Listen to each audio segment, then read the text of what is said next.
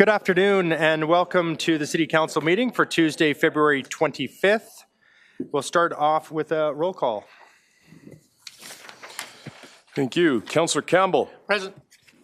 Councillor Crowson. Present. Councillor Dodick. Present.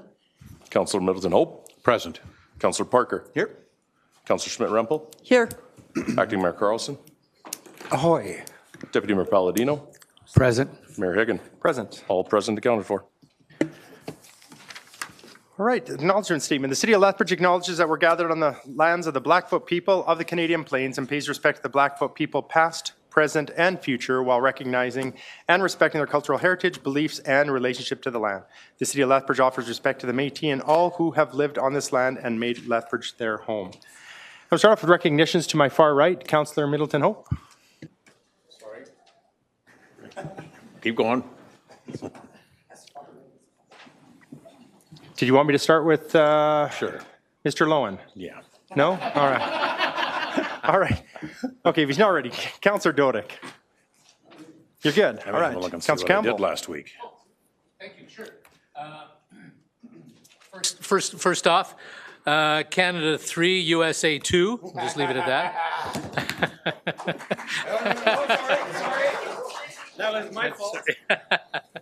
Anyway, I also just want to shout out to Lori Harrison, who is a big-time community advocate here in the city. She just came back from volunteering for over a week at the Invictus Games. She said it was a life-changing experience for her. She's the only person from Lethbridge, I believe, that went to the games or anyone around Southern Alberta. But what was also really cool, she took a whole bunch of Oki pins and handed them out to all of the athletes, and they were a big hit amongst the athletes and the supporters there. Also on Saturday, along with Councillor Jen Schmidt-Rempel, we attended the open house at what will be the new location for Streets Alive, which is in the old El Dorado building. And while we were there, we found out that the provincial government had just given them a grant of $1 million to continue with the renovations, which is great news. They hope to be out of their downtown location by the summertime. So that's great for them. They got a lot of space there and room to expand as well. And also want a big shout out to Darren Gibson. He has a 9-Dan black belt in Taekwondo, which is the highest you can possibly get in the sport. And he's competed all over the world, and he is instrumental in getting what is the World Cup of Taekwondo next year in July, and it'll be at the Lethbridge exhibition.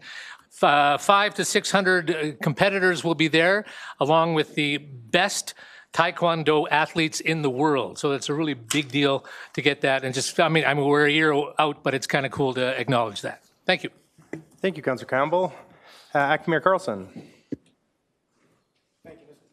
Thank you, Mr. Mayor. Just a quick shout out to some of my old former colleagues and friends at New West Theatre. I had the pleasure of seeing A Closer Walk with Patsy Cline twice last week. And I just wanted to tell them that it was probably the most perfect show I've ever seen. It was perfect. So thank you, Mr. Mayor. Thank you, Councillor Carlson. Councillor Schmidt-Rempel. Thank you very much. All I would like to do is extend welcome to the students from the University of Lethbridge's Political Science 3210 local government class. They are here with us today along with their instructor. So welcome here, and we hope you enjoy today's session. Thank you. Now, Councillor Middleton Hope. Good. You're good. Seriously. All right. Okay, Councillor Crowson. Can I use up his time as well as mine then? That might be easier.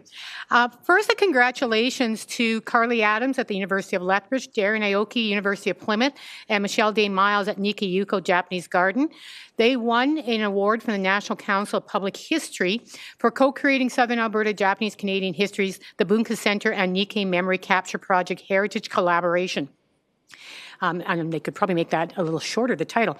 But this is a major award in public history, and congratulations to them for that. Also, congratulations to the recipients of this year's Women of Distinction Awards. The banquet will be held in early March. Dr. Bev Mundell-Atherstone, who actually happens to be with us today, the Lottie M. Austin Lifetime Achievement Award, Anna Campmans, Dr. Saya Zalke, Dr. Carly Adams, and Meryl Tari, who will be celebrated at that banquet. I also want to mention that today, this whole week, is the Freedom to Read Week. This is a fight for intellectual freedom and a chance to support public libraries. I hope everybody will look to see some of the books that are challenged and actually take some time to read some of those and support those books. And this is the week to actually think about how people are trying to stop intellectual freedom and what we can do to ensure that it is not taken away. Last Saturday, February 22nd, was the coldest night of the year. I know there were 2 walks. Mayor Higgin and myself were at the Woods Homes Walk at Henderson. It was by no means the coldest night of the year. It was an absolutely gorgeous night for a walk at Henderson. I know Woods Homes raised about $16,000, and Streets Alive raised about 80% of what they were trying to raise as well, so I think around 50,000. So great work for everyone who helped to donate and to help with those. And tomorrow, February 26th, is Pink Shirt Day. It is a day to stand up to homophobic bullying, so I hope people will take a chance to wear their pink shirt today and to stand up and support others. And so that is what I had today. Thank you, Mayor Higgin. Thank you, Councillor Crowson. Deputy Mayor Palladino. Thank you, Mr. Mayor. I'll donate my time to Councillor Parker. Councillor Parker, all right.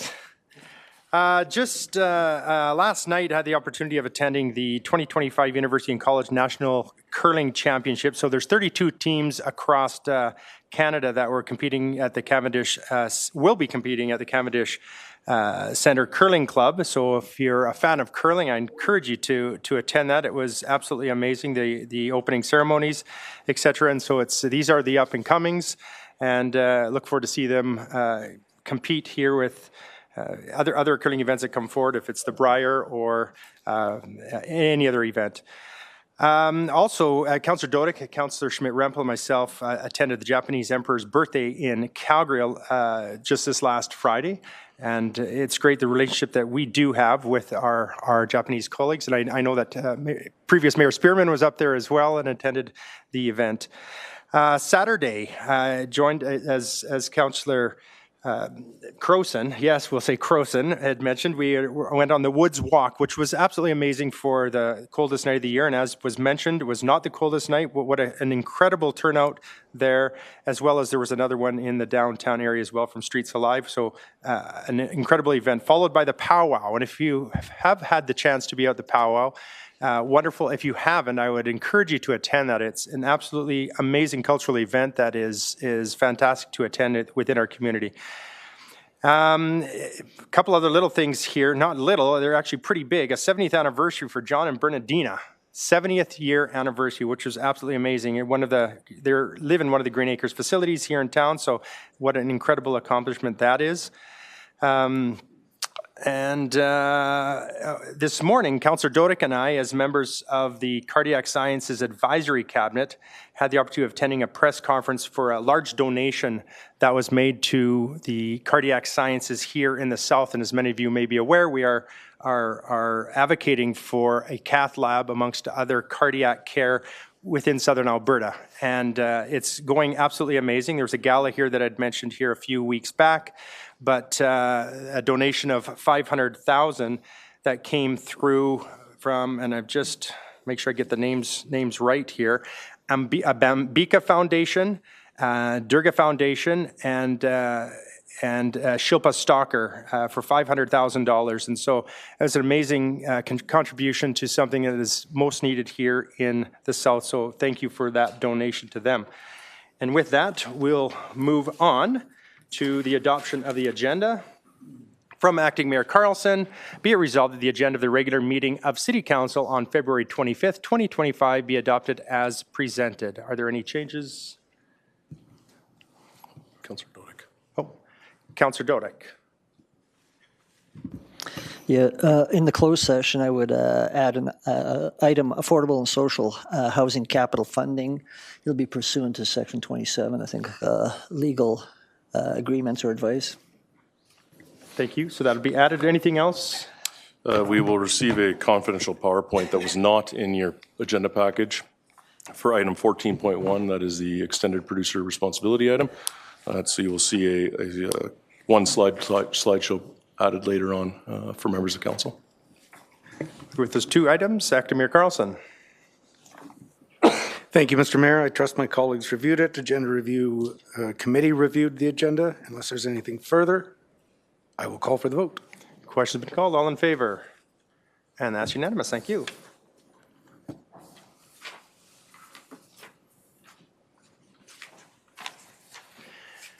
Next, if the consent agenda from Deputy Mayor Palladino, be it resolved the minutes of the following meeting of City Council be approved and the mayor and city clerk be authorized to sign the same.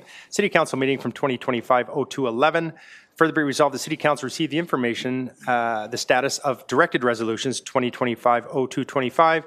And further be resolved, the City Council approve the recommendations contained within the following Standing Policy Committee reports. And they're up on the screen and is in also the public agenda. I could read through it, but I'm sure most of you would probably have me not read through it. And it is in the public agenda as well as I'm sure all my colleagues have went through those. And so with that, I would turn the time over to Deputy Mayor Palladino.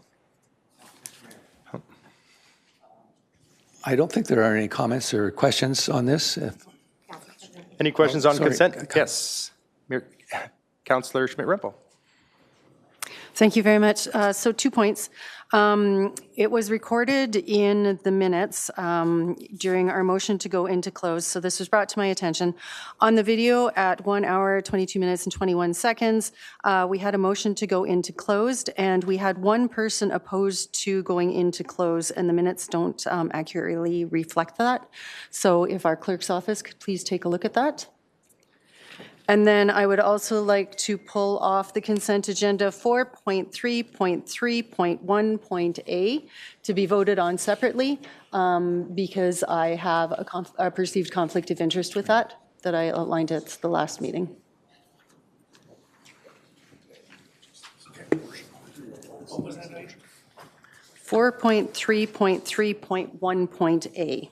3.3. Yeah, under 4.3.3 is 1A. Is 1A, yep. Oh, okay. I thought you said 1-8. 1A. 1A. All right, so all with the exception of 4.3.3, number 1A. Yeah, so if we could just hold that off, please. So outside that, oh, I'm looking over at you, Acting Mayor. Over here, Deputy Mayor Palladino. So with those changes, I would move that we vote on the agenda, or on the consent agenda. Question's been called. All in favor? And that's unanimous. Thank you. Oh, he's opposed.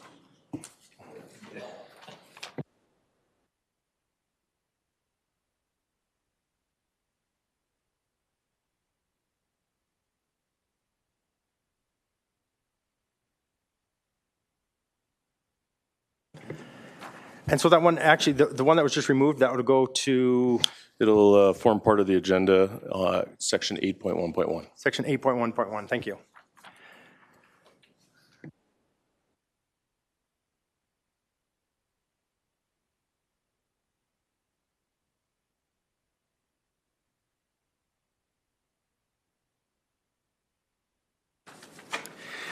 Thank you, Mr. Mayor. We have an official business motion, item 6.1, moved by Mayor Higgin. It's the endorsement of Green Acres Foundation, a Garden View Lodge renovation. Whereas the City of Lethbridge has adopted a Path Forward Municipal Housing Strategy Update, and whereas there are 5 outcomes embedded in the Municipal Housing Strategy. Outcome 1, increase the supply of non-market housing options to meet housing need. Outcome 2, expand rental housing options to increase housing choice and affordability for renters. Outcome 3, build and redevelop neighborhoods to support diversity of housing types. Outcome 4, collaborate with housing providers to deliver services that address community needs. Outcome 5, to ensure priority populations have equitable housing opportunities. And whereas the Green Acres Foundation is undertaking and funding a renovation project at Garden View Lodge to convert underutilized lodge suites into self-contained apartment units for senior citizens, whereas the Green Acres Foundation is applying for a grant from the Federation of Canadian Municipalities to help fund the Garden View Lodge project, whereas the aforementioned grant application requires the applicant to obtain and provide municipal endorsement by way of a resolution of council. Therefore, be it resolved that the city provide its endorsement of the Garden View Lodge project being undertaken by the Green Acres Foundation, as it will increase the affordable housing opportunities for seniors, a priority population group identified in the City of Lethbridge's municipal housing strategy. Mr. Mayor, did you want to introduce or open it up to questions? Open to questions is fine. Thank you. Check if any of my colleagues have any questions on this. I see none. Oh, I do see one. Councillor Schmidt-Rempel. Thank you very much. Question to the mover. Is there any cost to the city on this? There's not. There's endorsement of the project. That is it. Perfect. Yep. Thank you. Oh, I see no further questions. I'll turn it over to you, Mr. Mayor, to open. Could be an open and close, but that's, I think it pretty much states it all here. There's, as we're well aware of, I think there's not many people that would not be well aware of the fact that we are definitely low on housing within our community. So this organization moving forward with a renovation to provide additional housing for our seniors within the community is absolutely amazing. And so with that, again, as the question was asked, no funding coming from the city, but an endorsement, and I would hope that my colleagues would support. Thank you, Mr. Mayor. I'll add my support as well to this. Green Acres has been canvassing our senior population, and the needs and wants of our senior population are evolving. And when Garden View was built, I'm going to say 35 years ago, the suites were fairly small to accommodate more seniors. Seniors today are looking for larger, more amenable amenities, I'll put it that way. And so I appreciate that Green Acres is trying to adapt and change to the needs of our growing senior population, so I add my support. Anything to close, Mr. Mayor? Seeing none? You've done it well. Thank you. I will call for the vote then. Is everyone ready for the vote? All in favor? Any opposed? That carries. Thank you, Mr. Mayor. Thank you, Acting Mayor.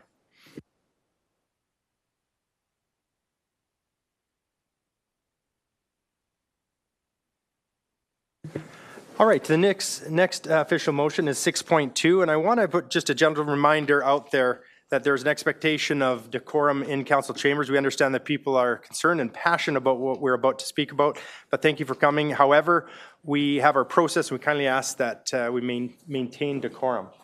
And so this is for official business motion from Councillor Croson, 6.2. I'll read it first and then go into questions. And so whereas water is vital for human, animal, and plant life, whereas Lethbridge and surrounding communities are downstream from the proposed mining site and gets its water from the Oldman River, and whereas these proposed projects have the potential of affecting the water in the entire Oldman watershed, and whereas major irrigation systems in southern Alberta obtain their water from the Oldman watershed, and southern Alberta's economy and jobs may be impacted long-term if water quality issues affect the quality of our irrigation water, and the reputation of our agri-food processing hubs may be damaged for years.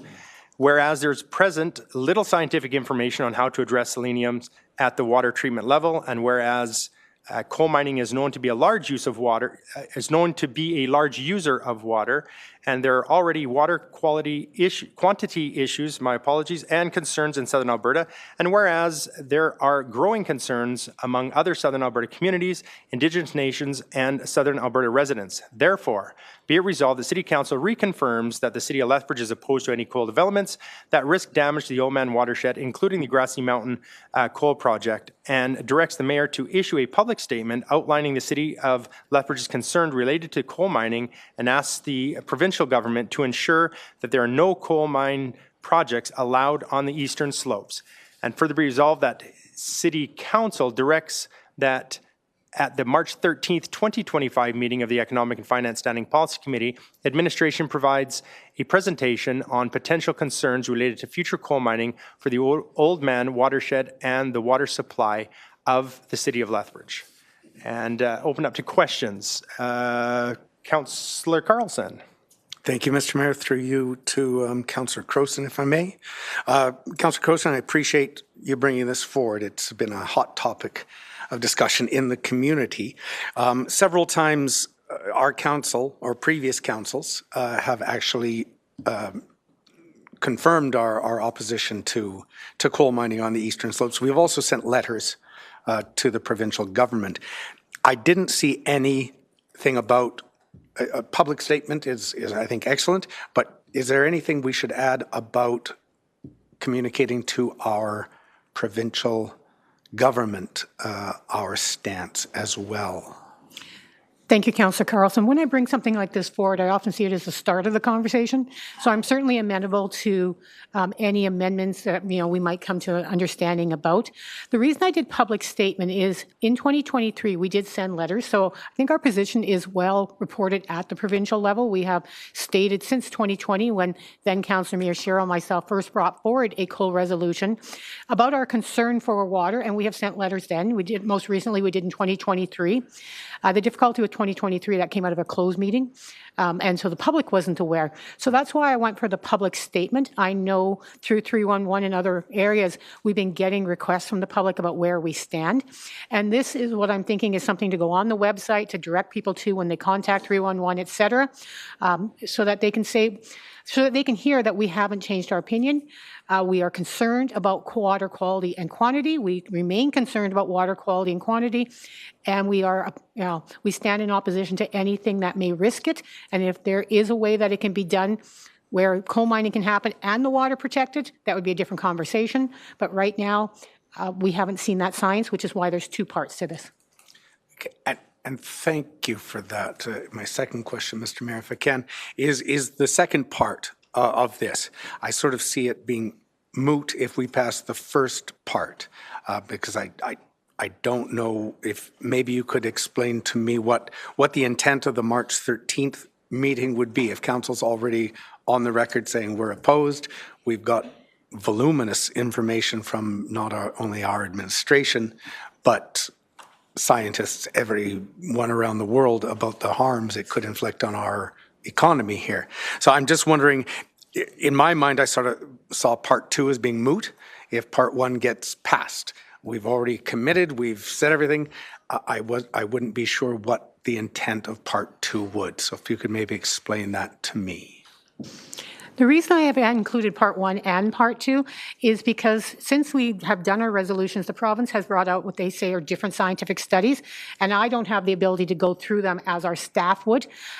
What I have read, and again, this is my own opinion, is it has not in any way solved the selenium concerns, but you don't want to hear that from me. You do want to hear that from somebody who actually has the background in water science, et cetera, which is why I do see the two as separate, because one is confirming and reaffirming our position against, anything that could damage the water quality or quantity. And then the second is more of an educational piece for ourselves and also the community. Thank you. Just to clarify, I always want to hear your opinion because I think you are a scientist, are you not? Well, it's one of my degrees, but it's been many years. Excellent. Thank you, Mr. Mayor. Thank you. Councillor Dodick. Thank you. I'm going to offer an amendment in due course to remove the words "including the Grassy Mountain Coal Project" as a specific in the resolution, because the first part says, "is opposed to any coal developments that risk damage to the Oldman watershed." And the reason I'm doing that is because a week ago, the Court of Appeal dealt with a portion of the lawsuits that have been commenced by 5 coal companies. They're suing the government for approximately $15 billion as a result of their change and in the coal development policy going from the 1976, which banned it, and then the 2020 rescindment and non-rescindment, and then the confusion that occurred. The Court of Appeal last week had to deal with whether or not the Minister of Energy at that time, Sonia Savage, could be questioned as to why these changes occurred. And it is very unusual and very strict circumstances where the courts will compel a minister of government, and in this case, a former minister of government, to testify, and that's in cases when they have the best knowledge. You'd have to read the case, the decision, but basically they concluded that Sonia Savage is a compellable witness, and this is the Court of Appeal, so that means she can be questioned as to why, how, why these changes occurred. And thus the reason for Grassy Mountain Coal Project is not, it may be a project, but it's certainly not one of the plaintiffs. See, the plaintiffs are actually various coal companies. So by saying opposed to any coal developments that risk damage, it captures any of the companies, including any that we may not know about. Now, these lawsuits were started in 22 and 23, and they're wending their way through the court system. So I'll make that motion. Actually, I'll make that motion now to remove those words, simply so that we know and make it clear that we're opposed to any coal developments, and not having to say including the Grassy Mountain Coal Project, which by necessary implication is included anyways, because we're saying all. And it's just to sort of be in alliance with what's wending its way through the courts. So that is my proposed, hopefully friendly amendment.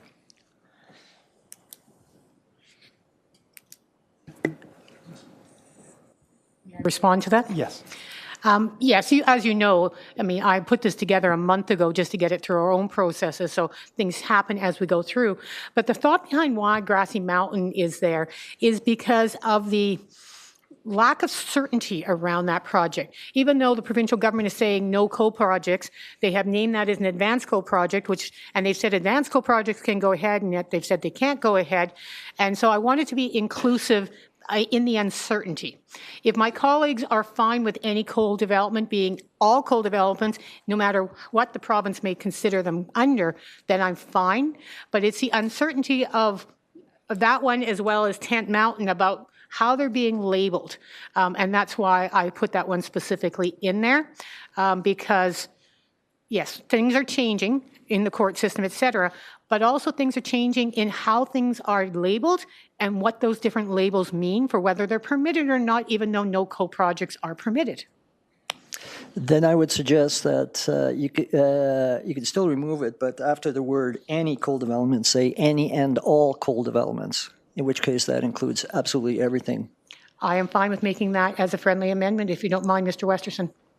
And then we can remove including Grassy Mountain. So I still stand with it is suspicious that it's allowed and not allowed at the same time. Yeah. Read the decision. Just Can Lee. Google Can Lee, and it was decided in February 18.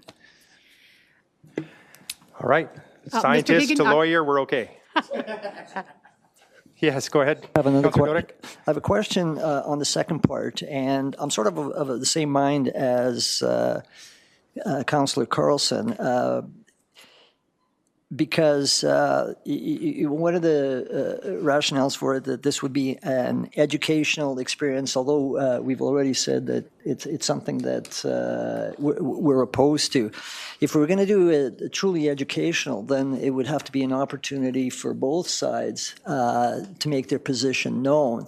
So I think the resolution would be stronger, just the first part, rather than the second part. And then, frankly, what is the most that the administration could do in terms of first timing, and second, in terms of what they could provide, what sort of information they could provide? Thank you for the question. Through the mayor, I've spoken with our Director of Infrastructure, and the March 13th date would not be doable should the council wish to proceed with the presentation. We need a little more time, and for further questions or to add to that, I can refer it to the Director of Infrastructure to comment.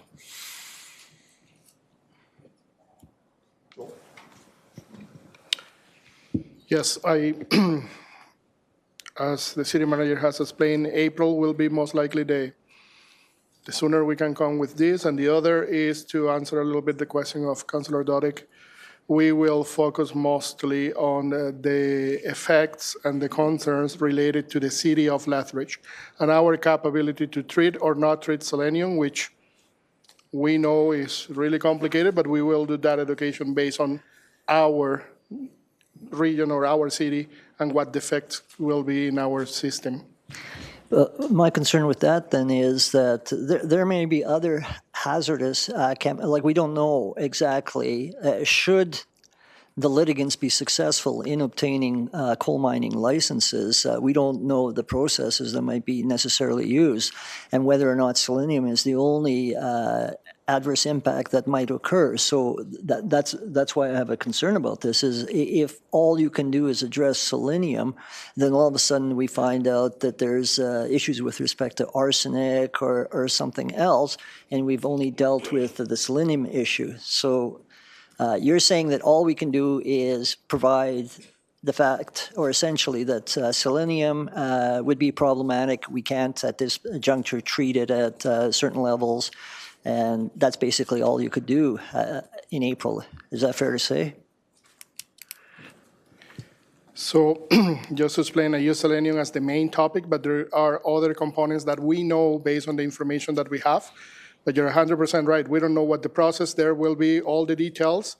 This information that we will present will be based on what we know based on past processes or experiences that there are there. It's not only about selenium, but will be all the other minerals and consequences that we know based on past practices. Okay. Thank you. And just further to that, thank you, Mr. City Manager. In April, we're talking an April 10th date. Is that give adequate time for what's being asked here? Again, in hearing what Councillor Dodic had mentioned, I know we may not get we probably will never get a fulsome discussion on that, but April 10th? Mr. Sanchez is nodding yes, so All right. it appears to be good. And the reason I'm asking that is because if it goes to a standing policy committee, the importance of having community engagement is of course important. I've heard that loud and clear in the community, and so at that time would be now that's April 10th is a standing policy committee. April 10th is the next scheduled economical. So that's the reason why it's important to have a standing policy committee, which with recommendations coming to council. Process is process, and so it would give the opportunity for community members to also come in and speak. So further to this, Councillor Crowson. Yes, and I did speak to Mr. Brierley and Mr. Sanchez, and I knew the March date was going to be pushing it. But again, let's remind ourselves that any motion is a chance for conversation. I put in Economic and Finance Standing Policy Committee because I know all 9 of us would be there. Mr. Sanchez suggested that an assets and infrastructure would be more appropriate. It might be more appropriate to send it to a council meeting because we're asking administration to speak, and administration, if Mr. Sanchez's team speaks, that would not then allow the public to speak, but you could do that.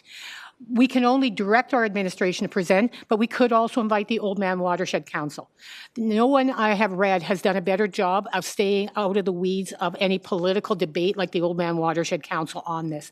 And they have an amazing ability to talk about the science. So there are various things we could do. And again, this is the opening salvo of the conversation, but I would be willing to look at other options if my colleagues would like to go down a different route.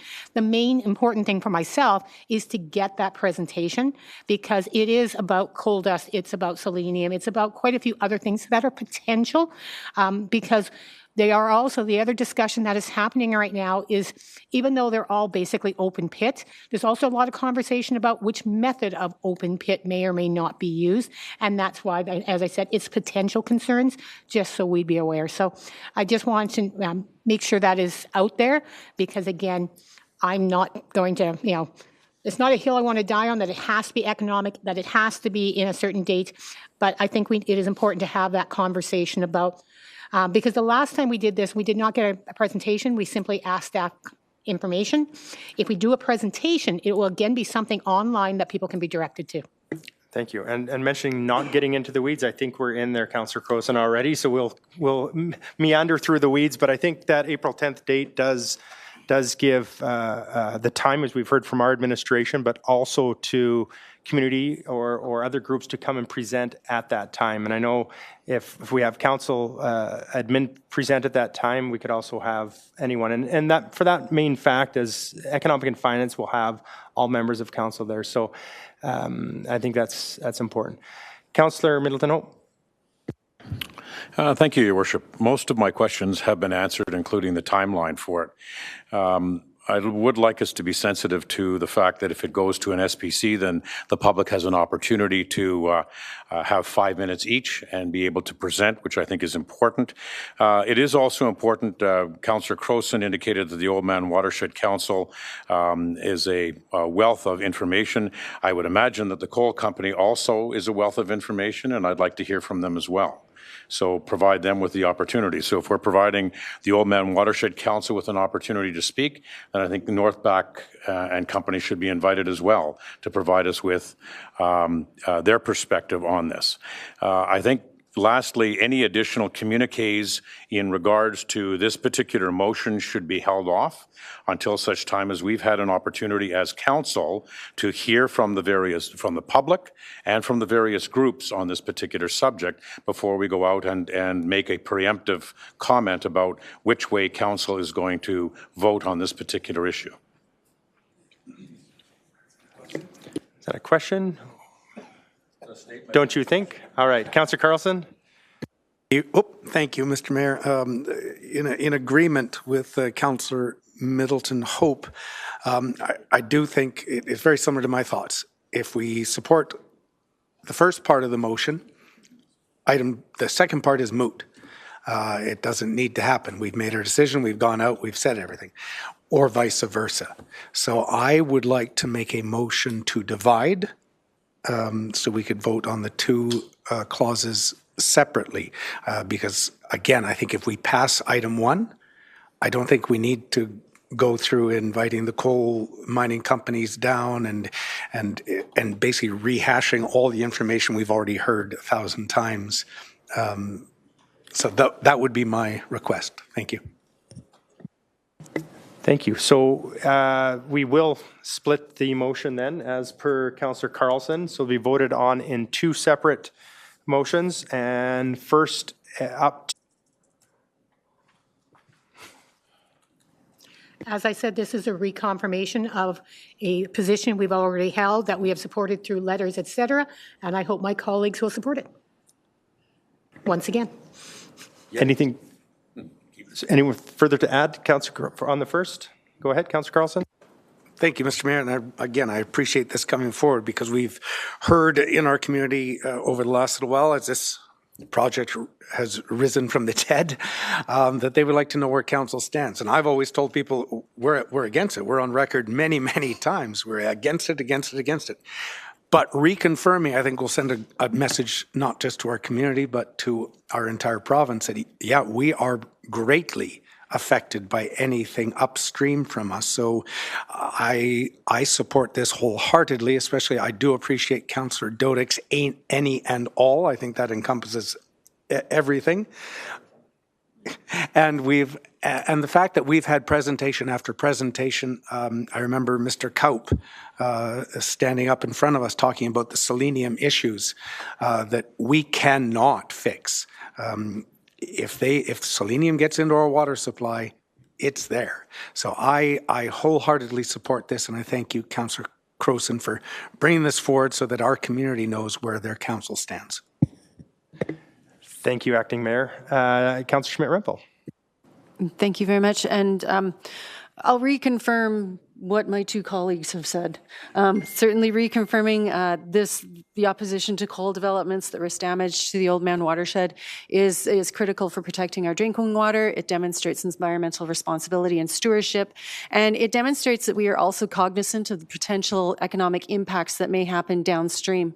Given the ongoing risks of the essential role that the Oldman watershed plays in Lethbridge's future, reaffirming opposition to harmful coal development remains a crucial responsibility for this City Council. So I will be supporting this. Councillor Middleton-Hope.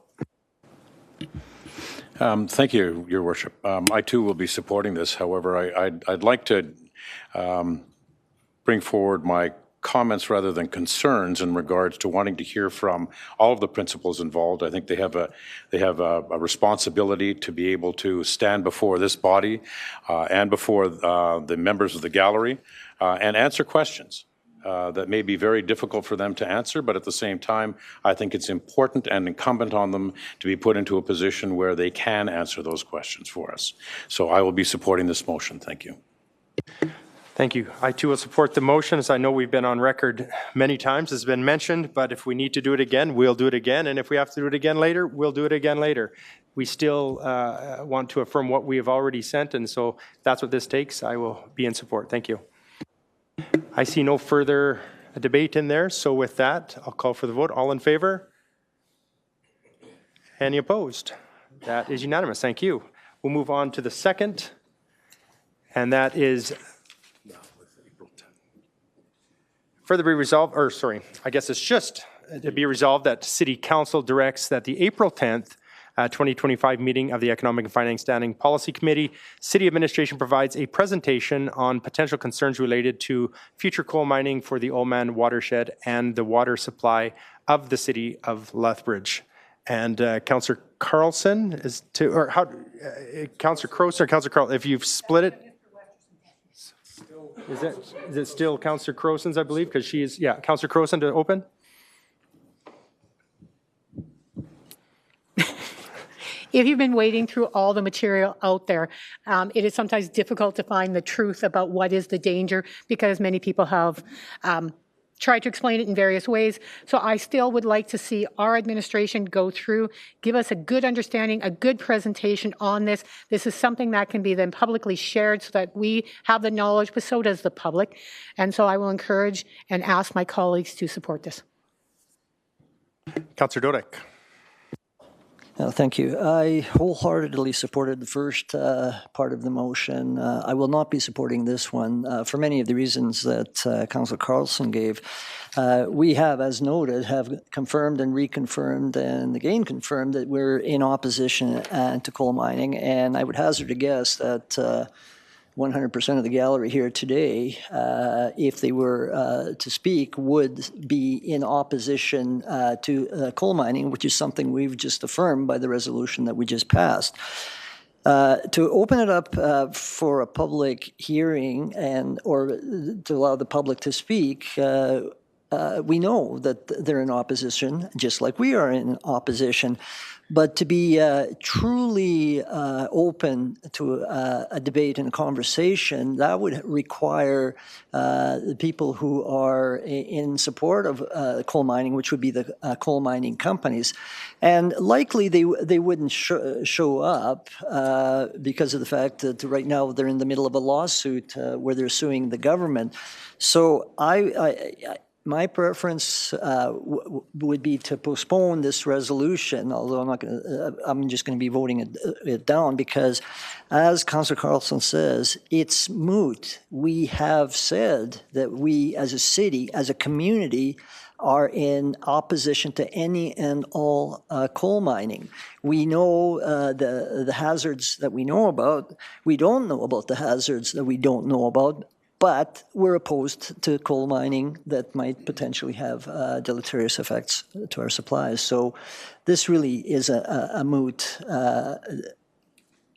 feel-good resolution. And although I like feel-good resolutions too, we made the point, and we made it a number of times, and I think the community should be pleased that we in fact have and are making a strong statement to the province that we are in opposition to any and all coal mining that might deleteriously or negatively impact our water supply. Thank you. Thank you, Councillor Dodek. Acting Mayor Carlson. Thank you, Mr. Mayor. I agree with the lawyer and the scientist. But on this motion, I will be voting against. I think against science. And for the lawyer, interesting. I'll probably get sued. But my reasoning is that we have heard, and we've heard, and we've heard, and we've heard, and leaving this in looks like we are still unsure. We're going to come out with we're against coal, but we really want to maybe change our minds. And that's what this resolution says to me.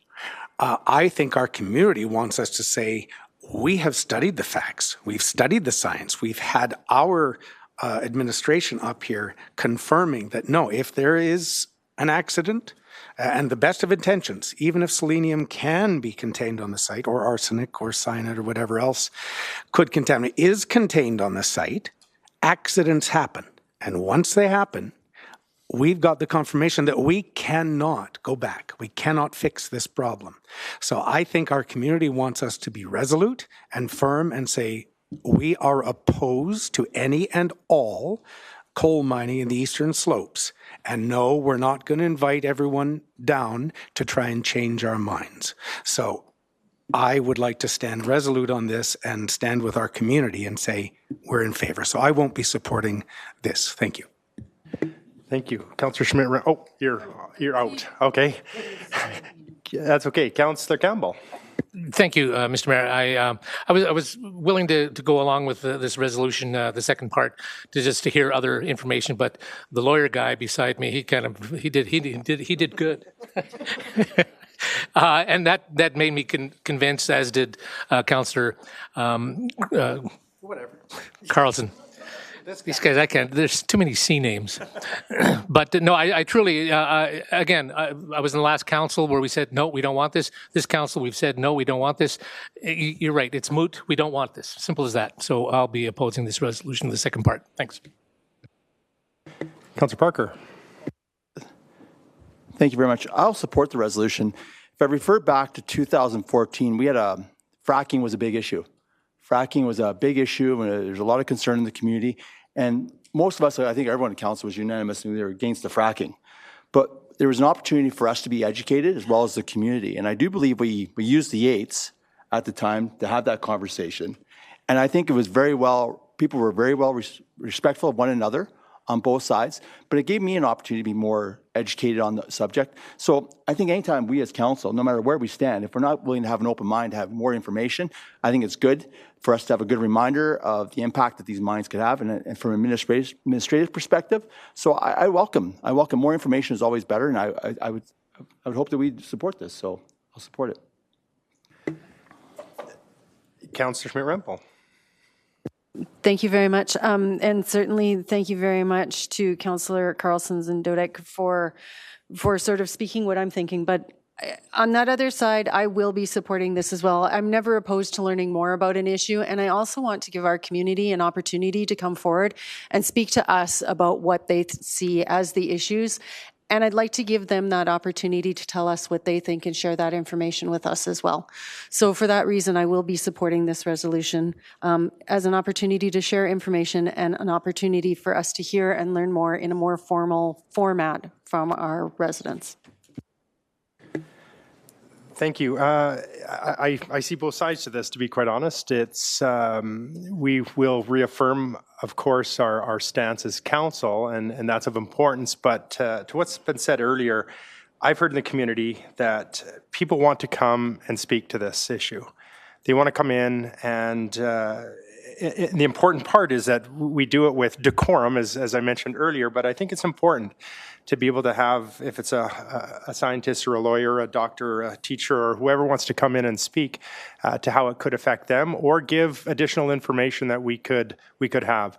We will reaffirm it. We're very strong in what we have. It's been unanimous, I believe, every time that we have done it. And so, but to me, it's not apparent. I've attended a few meetings as of late, and it's not apparent to the community, I don't believe, that we are against this. And so I think any information that we get is of importance, and so I will be supporting this.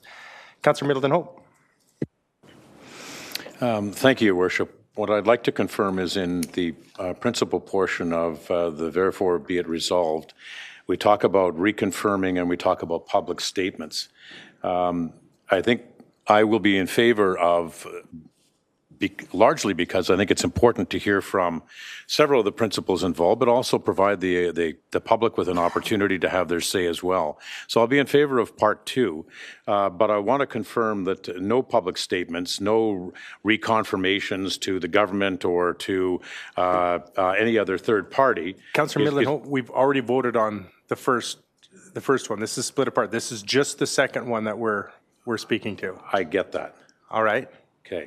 Okay. So I'm just simply confirming when I say that I'm voting for the second portion. Thank you for the admonishment. That I'm voting in favor of the second part. I just want to reaffirm that we are very clear about any statements are done after we have an opportunity to hear from the public and those actively involved.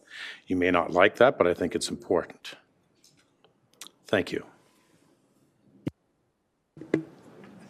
All right, thank you. Now you've really got me confused here, so I'm going to go to a question now. Thank you.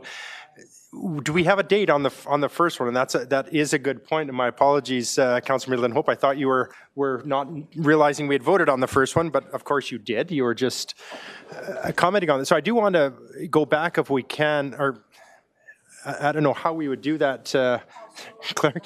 Just to write the very first one. I don't know if we had a date on there.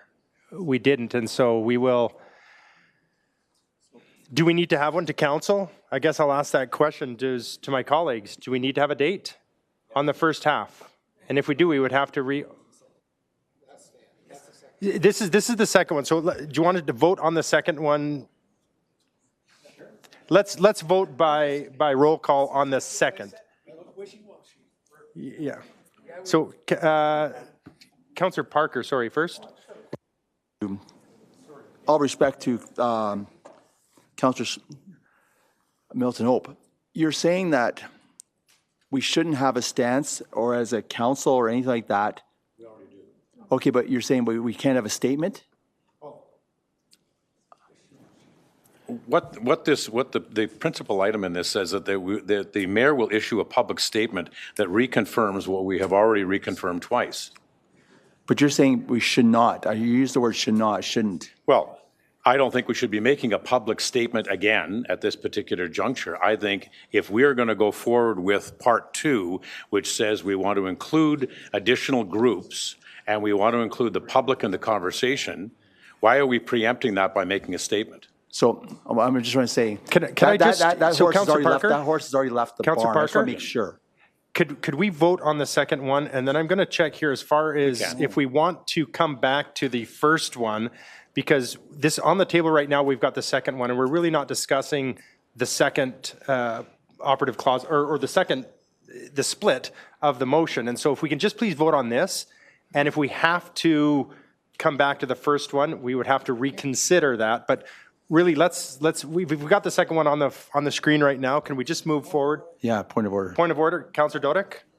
I understand exactly what Councillor Middleton Hope is concerned with, and it is exactly what Councillor Jeff Carlson said, is if we're going to have a hearing, to get information, how can you issue a public statement prior to that hearing when theoretically you're having an open mind at this public hearing at this SPC? And that is what Councillor Carlson's concern was. So the point of order is that number one is not clear as to when the public statement is to be made.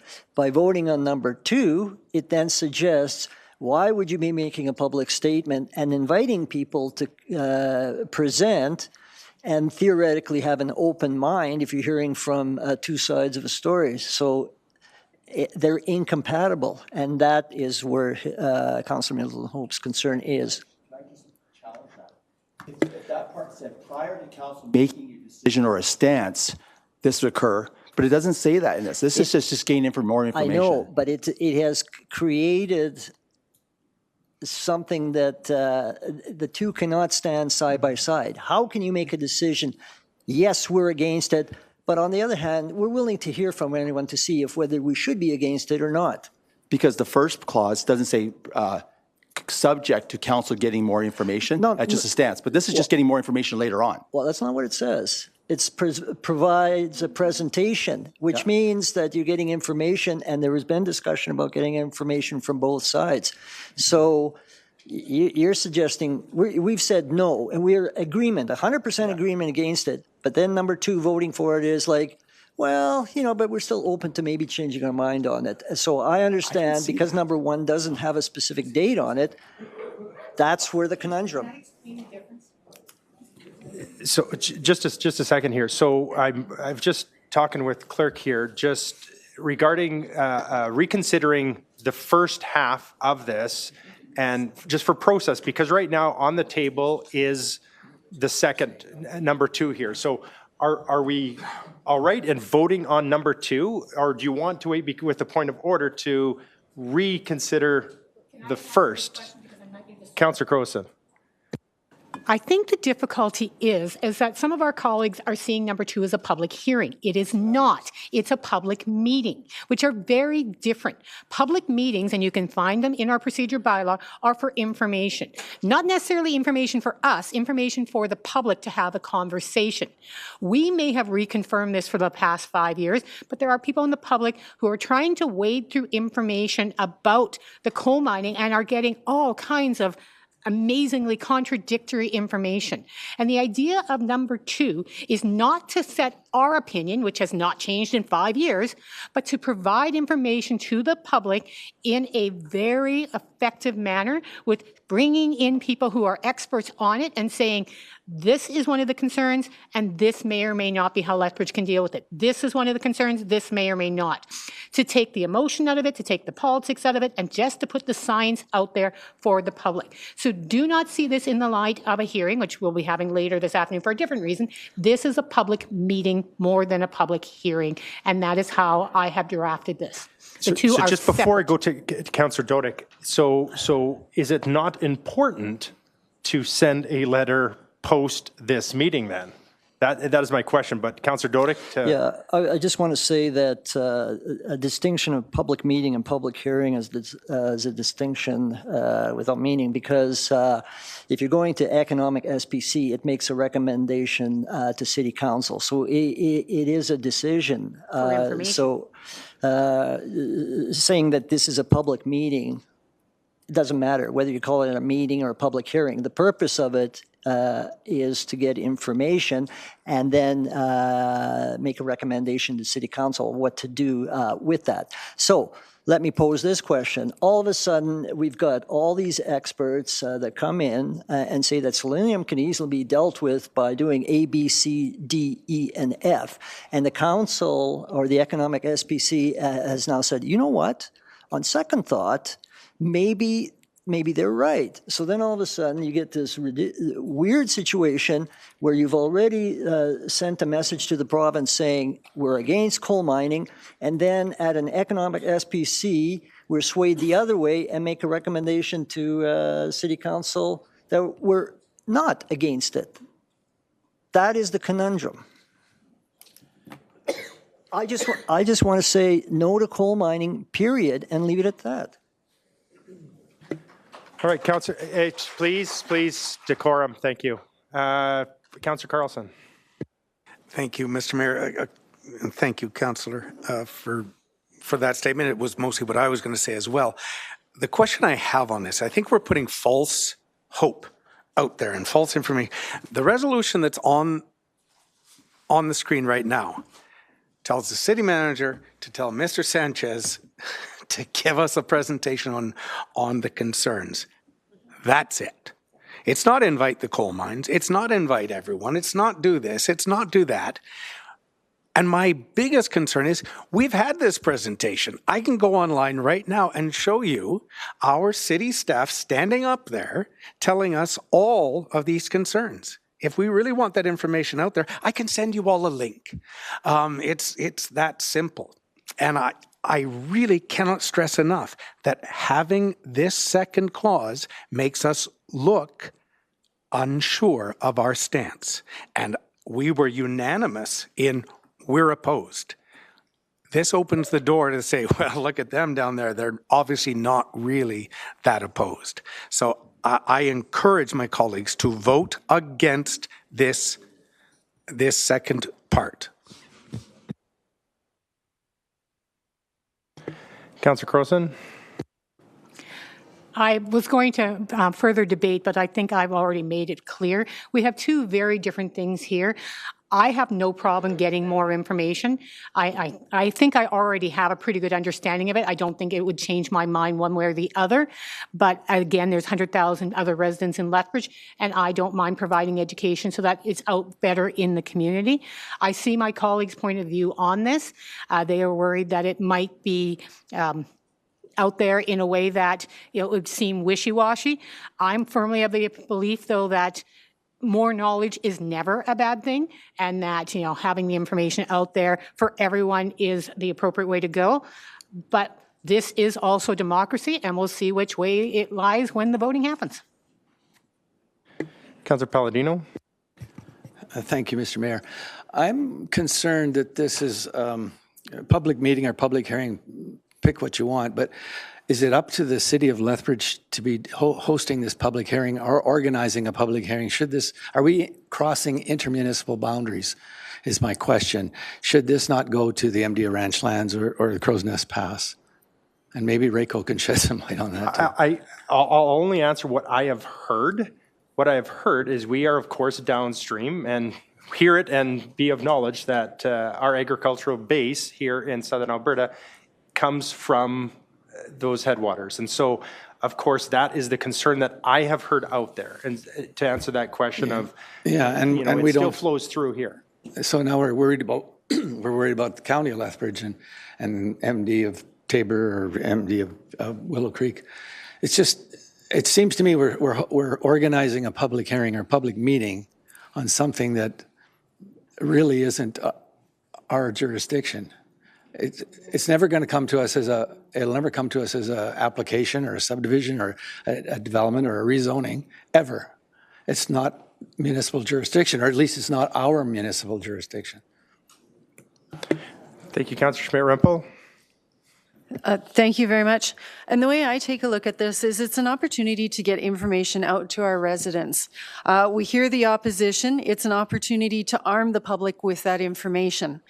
This is our city administration providing a presentation on potential concerns. Certainly, we may have received those concerns with councils in the past. I was not on that council, so would not be familiar with the information that was received in the past. And there are other residents who've moved here who may not be familiar as well with that information that was received in the past. I see no harm in having our administration providing a presentation on potential concerns related to future coal mining and how it might affect the Old Man watershed. It really is arming our residents with that information so that they can support their opposition to this as well. So I will be supporting this. Learning is never a bad thing. So now we do have on the floor that we've kind of went all over the place. We've had a point of order, and so on the second one, I guess if you are in support, obviously you know how to show that democratically. If you are not, the same applies. But we will put this, as it is on the floor, we'll put this to a vote. So. Okay, so the question has been called. All in favor? And those opposed? Did you catch that? Do you want to do a roll call? If we do a roll call, please. Councillor Crowson. In favor. Councillor Dodick. Opposed. Councillor Middleton Hope. In favor. Councillor Parker. Favor. Councillor Schmidt-Rempel. In favor. Acting Mayor Carlson. Opposed. Deputy Mayor Palladino. Mayor Higgin. In favor. And Councillor Campbell. That is defeated 4-5. No, it's passed. Did I? Bad math, sorry. That does. I was counting in my head too. Yes, that does pass 5-4. Now, with that, if we could please just take a 10-minute break here, so we'll be back here at 12-minute break, 1:55. Thank you.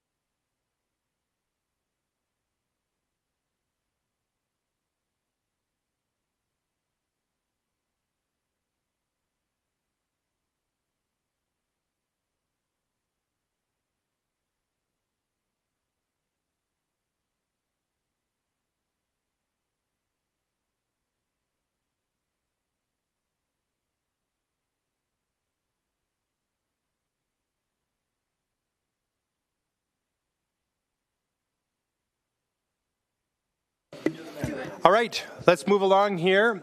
We've been back after 12 minutes in my dog's time, maybe. But I have a motion from Councillor Croson, Chair of Governance Standing Policy Committee. Recommendation of Governance Standing Policy Committee, Bylaw 6454, Amendment to Bylaw 6125, Council Code of Conduct. For a second reading, be it resolved that Bylaw 6454, Amendment to Bylaw 6125, Council Code of Conduct as an attachment 2, accepting Clause 2W be given second reading. So with that, Councillor Croson to open. I suspect there will be questions and proposed amendments, so I would suggest we go into that before we even look at bringing it forward for second reading. Or do you want Questions? second reading first and then the amendments? So questions from the floor here, Councillor Dodick? Yes, to the city solicitor, item 12.3 and 12.3.1, which talks about no member shall use city resources to fund or make any direct or indirect contributions to a registered political party, registered constituency association, or registered candidate.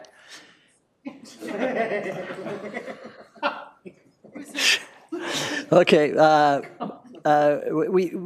we had a brief discussion about this prior to the meeting, and I was curious, and I think you mentioned that this may just be a restatement of what the province had said, but if it's not, I guess the concern I have is we talk about advocacy, advocating the province, and for example, if you have a premier's dinner and you would want the mayor and perhaps a couple of other councillors to be there, and this prohibits them from attending or at least using taxpayer money to attend, even though they're advocating on behalf of the city, because a portion of it might be used for the party for whom the dinner is being held. So I'm just trying to see, it seems to create a little bit of a problem is you want your city leaders, or whatever we're called, to potentially attend and advocate in situations like that, where the informal situation is a good way of connecting, but on the other hand, it's basically on your own dime, which seems a little unfair. So if you have a mayor who doesn't want to spend $125 or $150, is not attending because of a rule like this. So is it a restatement of what the province has put in? I'm not able to answer that. It's a restatement of Council Policy 50, CC 50, and Mr. Hillier is prepared to speak to it a little bit more in depth if there's deeper questions about that. Well, no, I understand why it's there, and it makes sense on one hand, but on the other hand, it creates a little bit of a difficulty for the mayor or deputy mayor or acting mayor or whoever to attend a function where they might be able to have face-to-face meeting with people who actually are able to fund certain projects or assist projects here, and yet they have to do it on their own dime. So how is that? How do we reconcile it? Maybe the rest of council has no problem with it, but I'm just sort of flagging it as a concern. Is anyone, while we're on this particular topic, Councillor Schmidt-Rempel, is that part of this topic or a separate question? Because I'm wondering if anybody has anything to add. Anyone to add to what's already been said? All right, we'll skip to Councillor Carlson. Thank you, Mr. Mayor, and thank you, Councillor Dodick, for flagging this. But I believe this is, there was around 2007, I believe, is when this, and I believe, I don't know if Mr. Lowen or Mr. Hillier or anyone can confirm, I believe this is a provincial imposition on council, because I think there were several universities, councils at the time that got caught funding political parties. And I think they said that's not allowed. And so I believe it's been in council policy for years. I don't know if it has been changed recently or not. I just want to get right down to the weeds. Let's say it's $150 to attend say the premier's dinner, and 100 of it is for the meal, and 50 is for the party. We could fund the meal. Yeah, I mean, I know. well, no, I'm using it just simply as an example, right? I'm just saying, like, if you want to advocate, the policy then, according to this, is you're going to have to do it on your own dime. So it is if, and I know that when my office sends out, if there's any events we go to, because we took this from a federal policy, in that if you have the price of the meal, we will cover the price of the meal, and anything separate you do not. But in here, and it's something that didn't even come to my mind, you're saying that that does not, that preclude. That would work. That would work. No. Yeah. If we had that, but right now it does not. Yeah, right now it seems to say that it's an indirect contribution, but if they are able to, maybe I can defer to the city solicitor. If you were, for example, you were given an invitation to an event and asked if you could break it down, meal versus contribution, and if they say it's $100 for the meal, $50 for the contribution, and then likely they, if you asked them and said, look, we can only by policy pay for $100, would the city be offside on that? Because there is no contribution to the party, whatever party it might be, but rather is simply to attend the event, like, for example, any charitable event that the mayor may attend. Well, Mr. Lowen. It is my recollection as well, Councillor Carlson, that around 2016, there were a number of, maybe a year earlier or a year later, a number of smaller municipalities and or universities that taxpayer dollars were going to fund partisan events, and the province came out. That's my recollection. I haven't been able to confirm that, but that rule is now embedded in a city council policy, and my understanding of how it's administered, and Mr. Hillier might have more recent corporate knowledge, is just as has been described. If there was a partisan event that was a fundraiser for a particular party, the city could reimburse, if it was appropriate for city business, the councillor for the meal or the non-political part, but certainly no money can go to directly fund partisan fundraising. So again, that is part of this policy that can happen currently?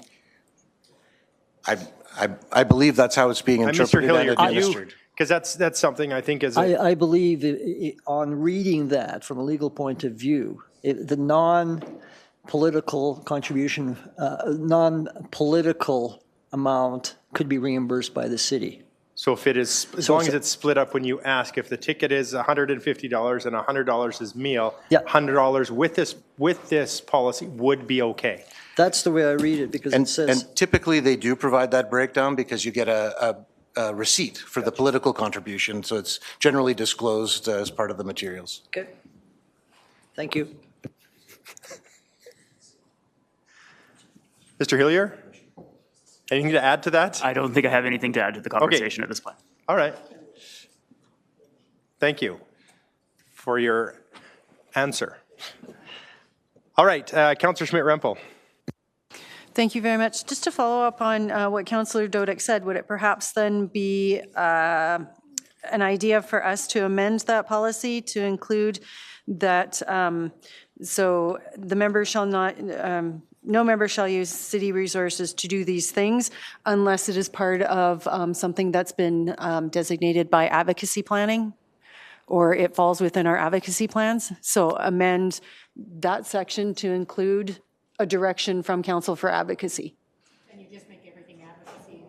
Well, you could. I was going to say the same thing. Is that if something comes out, you wait for a council meeting and or it could be directed advocacy. So it can only be directed advocacy by council.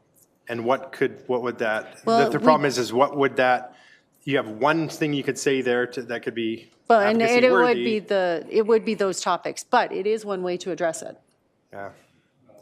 Councillor Middleton. I was okay. Oh, sorry. I thought you were. I was just simply going to say, this is what Councillor Schmidt-Rempel has just identified is this is a lot more complicated than just one statement here. We haven't, the policy has to address things like alcohol consumption and whether or not you're allowed to bill for that or not. What about where a political party or other group offers you free tickets to go to an event?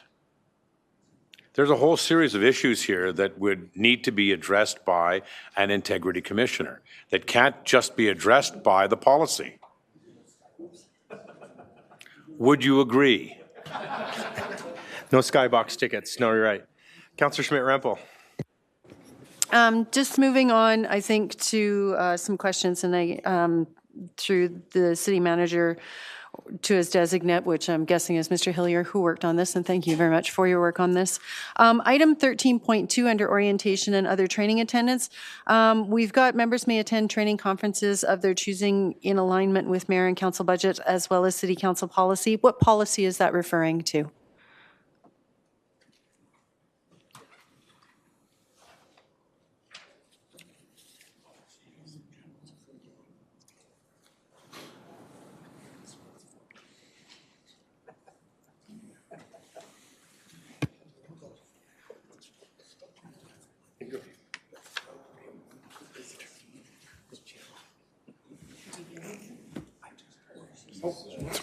Keep turning my mic.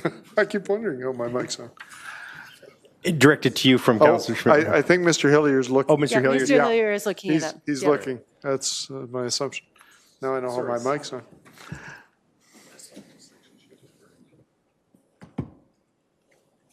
This mic's not coming. There we go.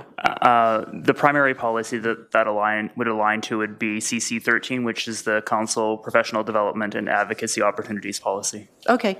I'm wondering if we can amend to have that included in there so that people can be clear on which policy that is.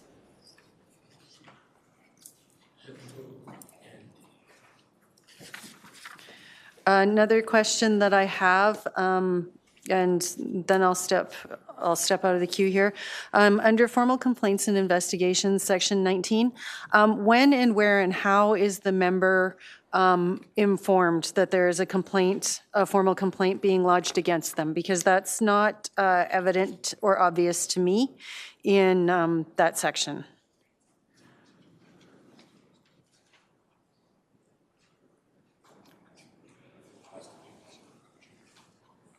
Sorry, which section are you referring to? Section 18, formal complaints and investigation.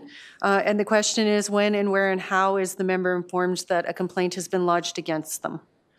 Because we just have complaints being addressed to the investigator, but it doesn't say that it goes to the investigator and the member. It's just, it all just goes to the investigator. So I'm just wondering where in the process is the member informed that a complaint has been lodged against them?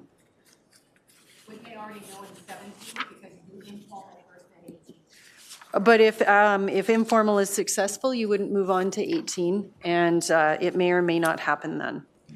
I'm just going to hop in here for a second because we're going to be doing a lot of wordsmithing on this on the fly, and it's something that I believe we should refer back to administration, have colleagues come and give some information to, or give information to administration to work this rather than trying to do this. We've been doing it for 2 years here, so I think if we do put this direct administration to come back and have my colleagues go in and make some of these, the input on this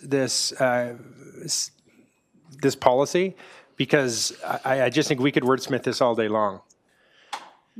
Right? So if you could, I would like to make a motion that we refer this to council to come back at a future council meeting with the changes that any of us can go and work with administration on. Is that fair or?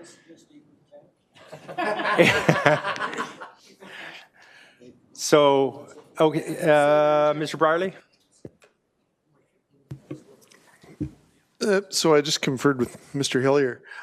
He did actually meet with, did you meet with every member of council on this? So we did do that. So it sounds like maybe we're going around a second time. So if that's, I wonder if there's a different mechanism as opposed to the individual meetings, a collective meeting, kind of like this, I suppose, that we could do. And we'll maybe have to take that away to see if there's an efficient and effective way to do that, and the wordsmithing and the minor changes. Looks like Councillor Dodick might regarding have some this, thoughts. I know we've got a few people in the queue regarding what we're just talking about now. Councillor Dodick, is this something? Okay, go ahead. Yeah, I think before you send it out, that at least the questions be asked, because the questions will not go away. So what is an option is jot down all of your amendments that you have, get them to the city clerk's office here, get them put in, have this returned at a future meeting, because I think we've heard that we went through it, but it could be round 2 or 3 or 4. Get that information to the city clerk and you can pass it on to administration. So, Councillor Carlson? Thank you, Mr. Mayor. Perhaps, as Councillor Crowson had just sort of said to me across the table, bounce it back to governance. This had gone to governance. I will send back to governance, no problem. Just that way we could, and because I assumed that process had, because I'm on governance, had already happened. But this is almost identical in, so I had shown up today with a few minor, I was going to make a motion to amend a few minor things, a word here, a word there. But if people have concerns about the actual gist of the entire thing, I think that's appropriate to go back to governance, not at this table. So this is now what has been brought forward, because this is already passed or had been forwarded from governance, and we do not have, so there was, as per what it says here as an attachment to, except in clause 2W, et cetera, that is what will be amended. It's not going back to its original form, obviously. Correct? That had the integrity commissioner, et cetera. We've already passed that. So this would send back and make any changes of what we have in front of us. Correct. Is that correct? Yeah. Unless inviting our colleagues to submit questions to governance. Yes. Unless, Mr. Mayor, mine was just going to be things like amend 10.5 to add the word conflict after the word pecuniary. Those were because I'm good with the entire thing, because I've debated and discussed it in governance for how many years now? So sending back to governance is sure. All right. April 10th. If everyone is fair with that, I'll make that motion that we. And which governance meeting would you like that at? I'll turn to the chair of governance.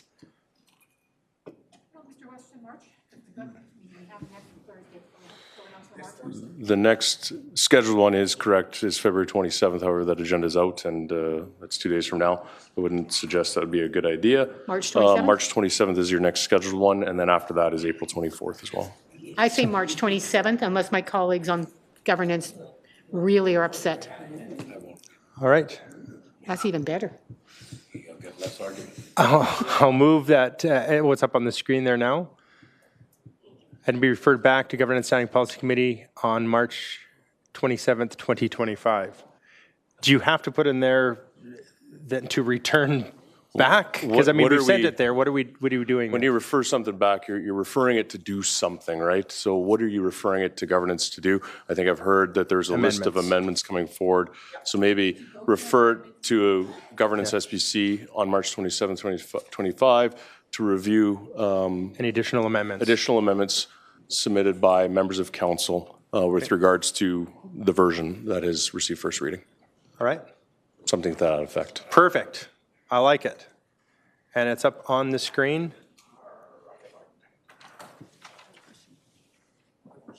And Councillor Carlson, are you in for this? I have a question on process.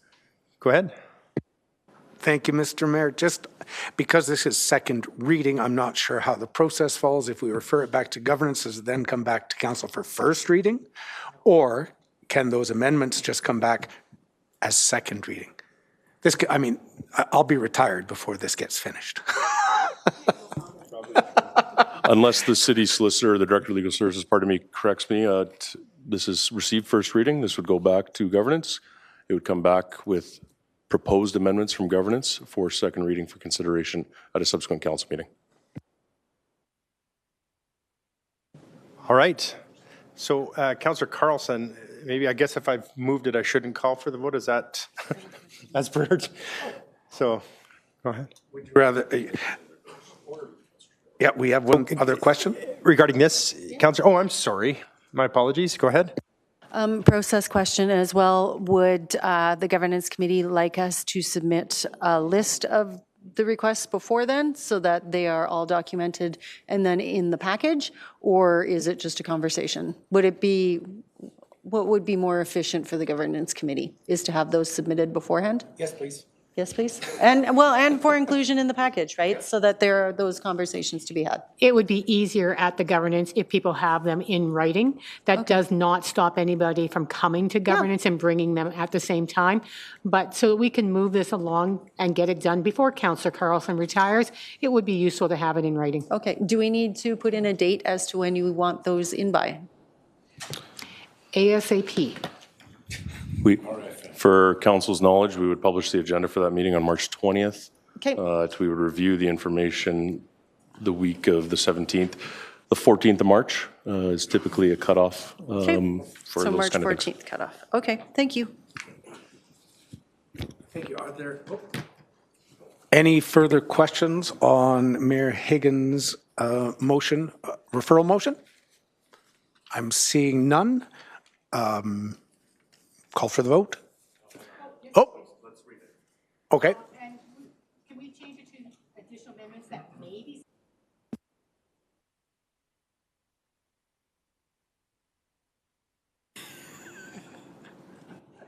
Thank you. So the motion as massaged is, prior to a vote on the main motion, Mayor Higgins moved, so the motion, and Mayor Higgins moves that the item be referred back to Governance Standing Policy Committee on May 27, 19, on March 27, 2025, to review additional amendments that may be submitted by members of council prior to second reading of the bylaw. Should we have a date in there? Reviewing.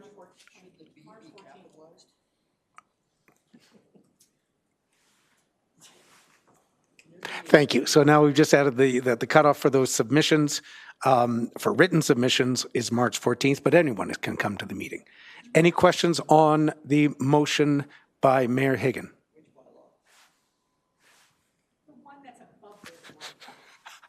I'm seeing no further interesting comment. Vote has been called. All in favor? Any opposed? Thank you, Acting Mayor.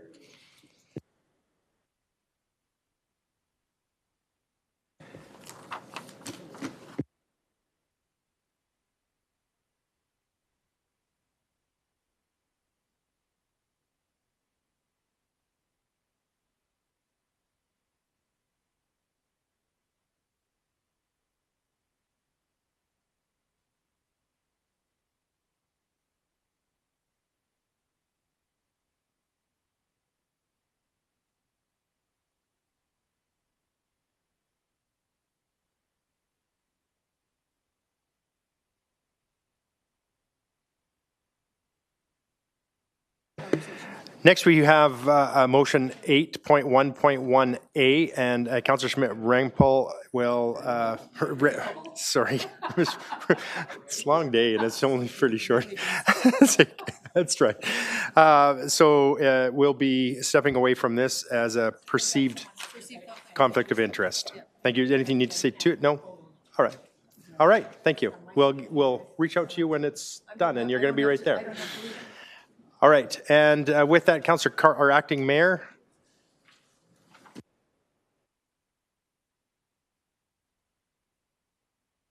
Thank you. This is from the Chair of Economic and Finance Policy Committee, otherwise known as the Mayor.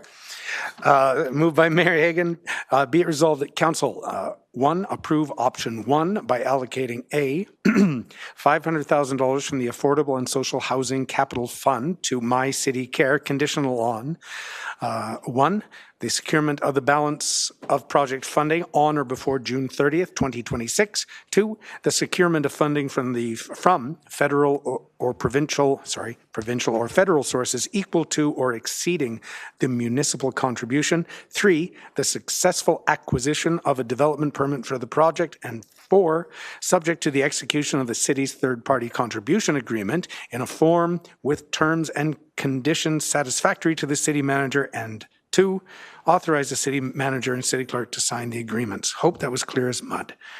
Anything to add, Mayor Hagan? No, I think we've heard this here at a previous economic and standing. It was organizations coming forward speaking to the importance of additional housing in our community, and I would encourage you to have a look at that meeting, which would explain this very well of why this has now been recommended to come to council. So I'd ask for my council support. Thank you, Mr. Mayor. And just for clarity's sake, for those watching or listening, yes, we did at Finance recommend that our Affordable Housing Fund go to support 3 projects. 2 of those projects were approved in the consent agenda. The reason this is being removed is because Councillor Schmidt-Rempel had a conflict of interest, so we needed to vote on this separately. Councillor Middleton Hope. To the city manager and to the CFO designate, the funds that we have allocated here, the $1.8 million that we have allocated here, can those funds be used for another purpose? Thank you, members of council, to Councillor Middleton Hope. So the funds that are here is the Affordable Housing Capital Grant component. So it's specifically for this type of projects. So council can always decide if they wanted to reduce that funding in it or use it for a different purpose, but it's specifically approved by council for this purpose. Right. And the $1.8 million that have been allocated for these 3 projects, this fund is now closed. There's no more money in it. That's correct. Based on the allocation component, that'll bring this to 0 for the remainder of the operating budget cycle. Okay, thank you. And if I could just add, thank you for bringing that forward, because that is a question that I've had, and I'm glad you brought that up, is that the dollars in that fund are now at 0 until next budget. So thank you. Thank you. I'm seeing no further questions. Mayor Hagan to close. My opening was my close. Thank you. Excellent. Are we ready for the vote? Question has been called. All in favor? Opposed? And that is carried. Thank you. Thank you, Acting Mayor.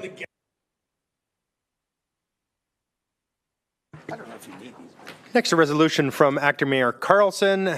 Boards, commissions, and committees. Be resolved, the City Council disband the following committees and their accompanying term of reference. Number 1, Historic Places Advisory Committee. Number 2, Reconciliation Lethbridge Advisory Committee. And number 3, Heart of Our City Committee. And further be resolved, the City Council rescind first reading of Bylaw 6440, Reconciliation Lethbridge Advisory Committee bylaw provided on March 12th, 2024. Any questions to open up? Councillor Carlson? Thank you, Mr. Mayor. I'll open it up to questions, but I believe it's fairly self-explanatory. We've done a deep dive into our BCCs. These were the 3 that were fairly unanimously identified as being best positioned to move to administrative committees. So that would mean removing them from council's purview and getting rid of the accompanying bylaws. But if there's any questions? The question I am getting in the community, I know we deep dived into all of these, but the question that has come from committee is that we're disbanding these committees, not understanding that administratively the processes are going to be much quicker to come back to council with them being administrative, that we're not getting rid of the reconciliation work that has been done by, for example, Reconciliation Lethbridge Advisory Committee. I'm picking that one up because that's the one that I've received the most communication on, and that is in the community. But to understand, this will expedite processes by having administration work on this and not have to come to a standing policy committee, which comes to council, which could be sent back. So I guess as a question, is that not correct? You are very correct, Mayor Hagan.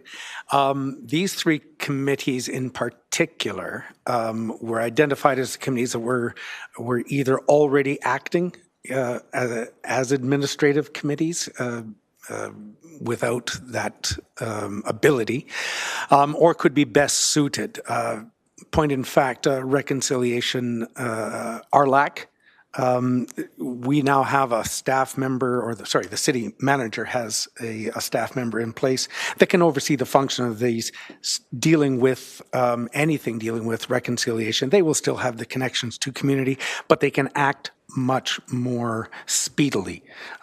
For example, Reconciliation Committee oversees all of the Reconciliation Week funds, trying to get the committee together to approve those activities, approve those funds, get those expenditures out the door, was a bit of a challenge over the last couple of years. This way we've got the city manager has a team that can access all that community input and get those out the door much quicker. I would say that I think it's in the best interest of council to monitor this going forward. If it's not functioning as council deems, council can always take these committees back into their purview at any time and say, yep, no, we need that community input again. Let's reorganize this.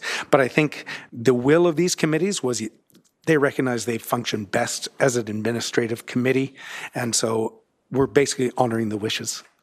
Okay. Thank you. Councillor Schmidt-Rempel.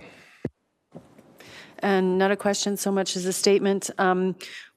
We also have a resolution that was passed to establish regular and annual meetings with a number of the groups, including the Kainai Blood Tribe, as part of the 2021 MOU. And that has been established for this year, and it is coming up in our calendar, because I did have some reservations as well about moving the RLAC committee to a committee of administration. But we do have that meeting established. We have a resolution stating we will have those meetings.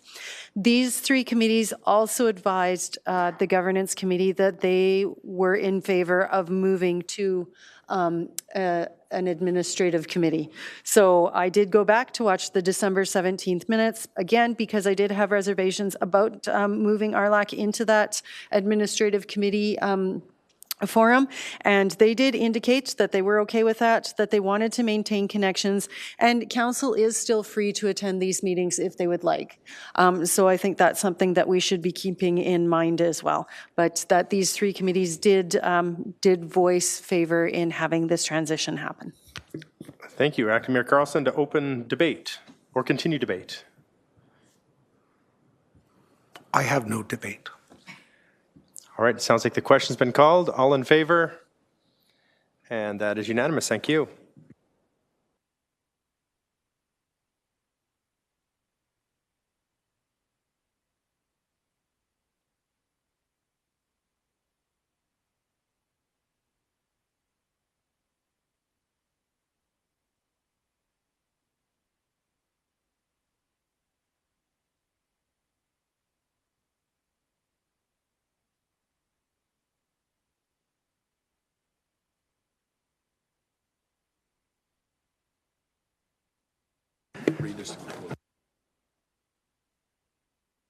Okay, at this time I have a resolution from Councillor Middleton Hope, enter closed session. Be it resolved that we do now enter a closed meeting at 2:39 p.m. to discuss confidential matters with respect to items 14.1 and 14.2 and 14.3 as per section 16, harmful to business interests of a third party, 24, advice from officials, and 25, harmful economic and other interests of a third party of the Freedom of Information and Protection of Privacy Act. And 27. Thank you. Thank you. All in favor?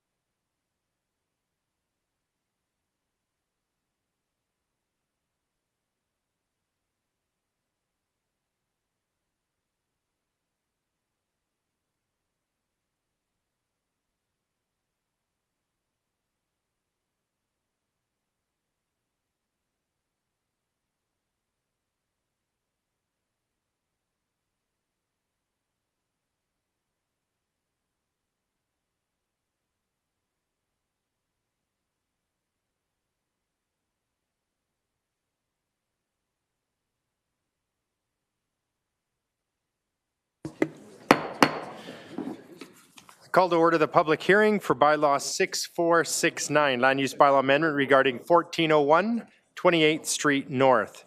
The procedure for this hearing will be begin by calling on Tyson Boylan, Senior Community Planner, to provide background to the case. Anyone else who wishes to speak on the bylaw will then be called upon, and then we'll ask 3 times if there's anyone else who wishes to make a presentation. City Council will then have the opportunity to ask questions of any of the presenters. The hearing will then be closed. Consideration of second and third reading will be made by City Council immediately following the public hearing. So at this time, I call upon Tyson Boylan. Are there anyone want to declare a conflict? Councillor Schmidt-Rempel. Thank you very much. I will, for this public hearing, be declaring a perceived conflict of interest. I will be staying to listen to the presentation, though, but I will not be voting or participating in any discussion. Thank you. And so with that, I call upon Tyson Boylan. Oh, hey, you're there. All right. Provide the background to the case, and the floor is yours, Tyson. Thank you. Your Worship and members of the Council, this is bylaw 6469. It's a proposed land use bylaw amendment to 1401 28th Street North.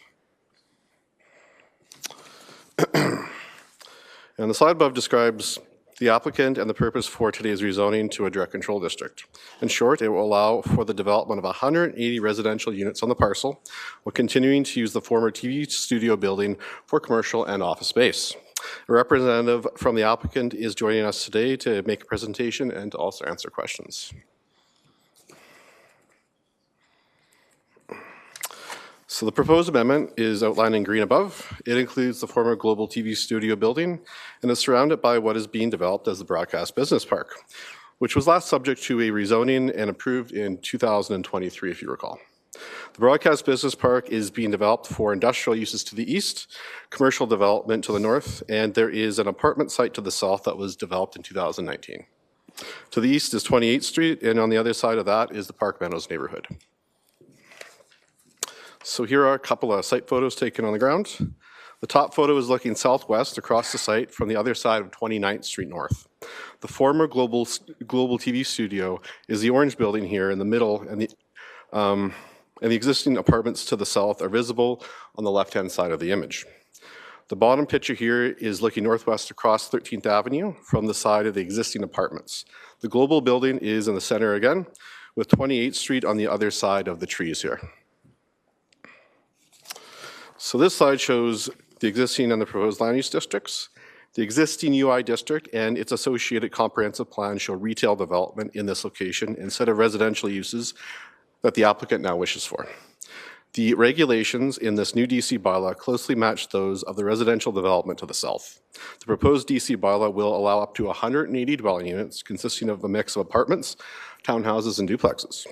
The proposed DC bylaw also includes provision for landscape screening from the light industrial development to the east and will allow the existing contractor that is in the building to stay, as well as allowing other select potential commercial and office uses in this building. All this is not possible under a conventional land use district. So for evaluation and analysis, the application was evaluated in terms of different planning documents, including the South Saskatchewan Regional Plan, and it complies with the policies that are shown above.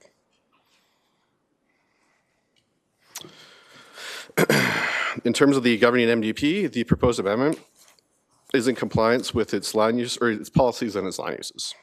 A traffic impact analysis was conducted to ensure that the expected vehicle movements and numbers generated from the new development could be accommodated on the road network. It also found that the proposed number of parking stalls in the bylaw would be sufficient. No concerns from city staff were identified through our circulation either.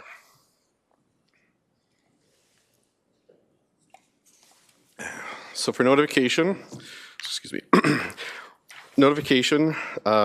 mails were sent out to the 15 owners of the parcel shown on the green hatch series here. This included owners of both industrial and residential parcels on the opposite side of 28th Street, as appeared in the Herald, and this was also advertised for the public on the city's website. In addition, the applicant also hosted an open house in August 2024, which 2 members of the public attended. I received 1 email from a nearby landowner, and they have something submitted to today's agenda as well. So in conclusion, bylaw 6469 is compliant with all existing statutory and approved plans for the area, and a recommendation is on the slide above. Thank you. Thank you, Mr. Boylan. We'll now receive a presentation from the applicant led by Mr. Fritz. So if I think we have a video or something there, or whoever is to, thank you. All right. Just for the record, I know, but state your name. Yes, yes. Thank you. Thank you. Thank you, Mayor Hagan and members of City Council. My name is Kelly Stickle. I am the CEO of Parallel Network and My City Care, as well as the lead pastor of Parallel Church. Parallel Network has a vision to come alongside our communities and oversee several sub-charities, including My City Care and our Parallel Housing team. 8.5 years ago, I noticed a growing trend in our society that greatly disturbed me. It seems there is a growing expectation among the citizens of our democracy for the governments, whether federal, provincial, or municipal like yourselves, to fix all of the issues within their communities. From this observation, and mostly due to our own personal conviction, a small group of us began brainstorming. What if every citizen would dare to say, I am responsible for the care of my city? What if instead of casting the blame and abdicating all of the responsibility to the governments, we did our part to make our city better? And in December 2016, My City Care was born. My City Care is a movement of concerned citizens from every walk of life and political persuasion who are called together to attend to the concerns of our city. In Lethbridge last year alone, we were able to help 41,519 individual needs with 664 volunteers, investing 7,524 volunteer hours. On top of meeting those needs, we partnered with 94 different agencies in the community and maximized our impact through collaboration. We are here today because we believe we have found a fantastic property to facilitate our vision of addressing the housing need in our city. 1401 28th Street North will give us the ability to build 180 unique housing units, as well as future long-term headquarters for My City Care. This property allows us to expand in phases as we continue to work with CMHC and community donors to finance the builds, and we anticipate beginning construction on the first 40-unit phase immediately should you decide to rezone the property. I want to be clear that this proposed project is not supportive living, it is not transitional housing, and it is not an emergency shelter. We will provide family-friendly housing with 30% of the units designated for affordable housing. We recognize the incredible need for housing and affordable housing in Lethbridge and want to play our part in offering a responsible solution.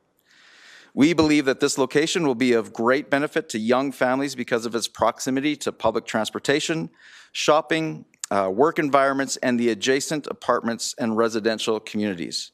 And because of who we are and how we are currently active within our community supporting families, we believe we'll be a great system navigator to provide a continuum of community care for those who are housed in and around our property.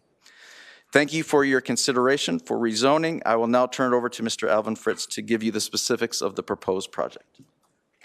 It looks like you got 16 seconds left. Oh, no. All right. I'm sorry. Go ahead. I'll be very brief and succinct. Okay, thank you. All right, thank you. Your Worship, Mayor Hagan and honorable councillors, administration guests, thank you all for the opportunity to present My City Care project. And thank you, Tyson, for the exceptional introduction. I'll abbreviate a few of the slides. So in my experience, it takes an intentional engagement of societal and cultural and community in order to create a successful community. We found this to be true in projects that we're currently working on. We've got a project in Medicine Hat called South Country Village. Their mantra is, caring is our calling. We're also working for Boardwalk, which is the largest rental REIT in Canada.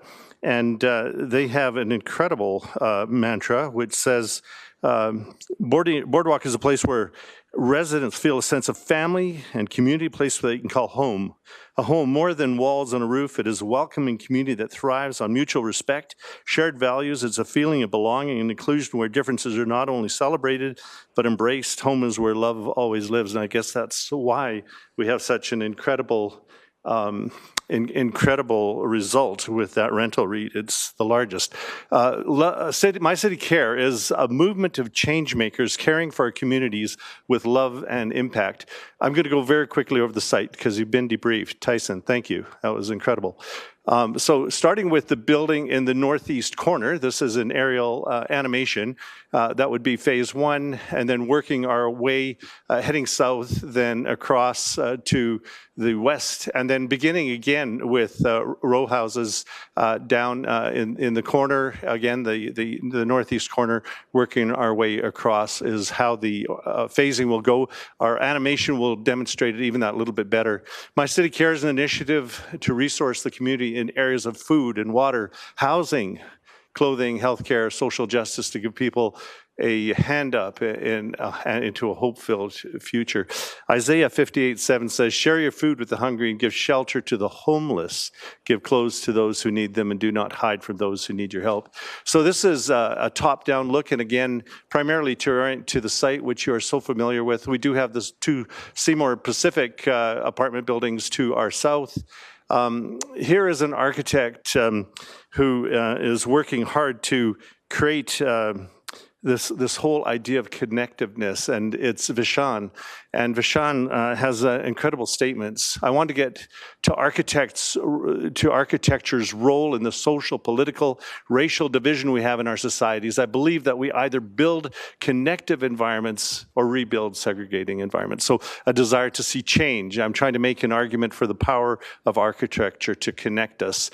These buildings forming courtyards, the architecture is a building block for public square, gets you into the positive social friction, can build a sense of urbanity. So the whole concept of the architecture, which we have as well, which creates sort of this courtyard with some amenities for our community within. My City Care has buy-in from the community. It is working diligently and in collaboration with many other agencies such as Lima, SAIL, and many other churches and organizations that it represents, many others. We need to live in an effective community in order to live vibrant, successful lives. That's what this project will offer to the city of Lethbridge. And I think I might be near the end of the initial presentation. Oh, here we go. I'm trying to get famous for a quote. As the body is to the soul, so architecture is to community. There we go. All right, here's a bit of a plan view. And you can see the layout as it is. We've got 300 parking stalls. We have a central core, which is that initial Galco building, the former Global TV, that is our center. And then we have a variety of suite types. We've got 180 suites, many of which are 2 and 3, a few 3-bedroom, 1-bedroom units. The units are beautifully laid out. It's a place any one of us could live, and we're very excited for the future. And then, of course, the row houses as well, which will be the final phase of the development, will be the lower density row house development. And with that, if we could go to the animation. Oh, I was to ask if I can have a slightly upgraded one from what was circulated. Your worship, is that acceptable?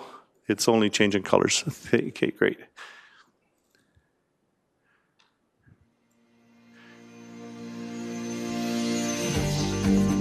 So we work with a LiDAR map of the site that gives us all of the grades, and then we build the surroundings accurately to present it effectively in its context. And so we're going to present to you also the phasing, which can demonstrate how the site will be populated with the buildings over time, starting in that northeast corner, then working our way west to 28th.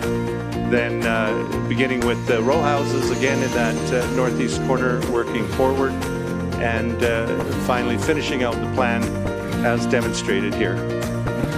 And this gives us a little bit of a lower angle view of the housing so that you get a sense of how it will feel from the streetscape.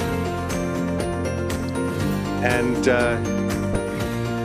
again, the row houses, the interface, everybody has really good access to the amenities and will be supported, just as Pastor Kelly stated.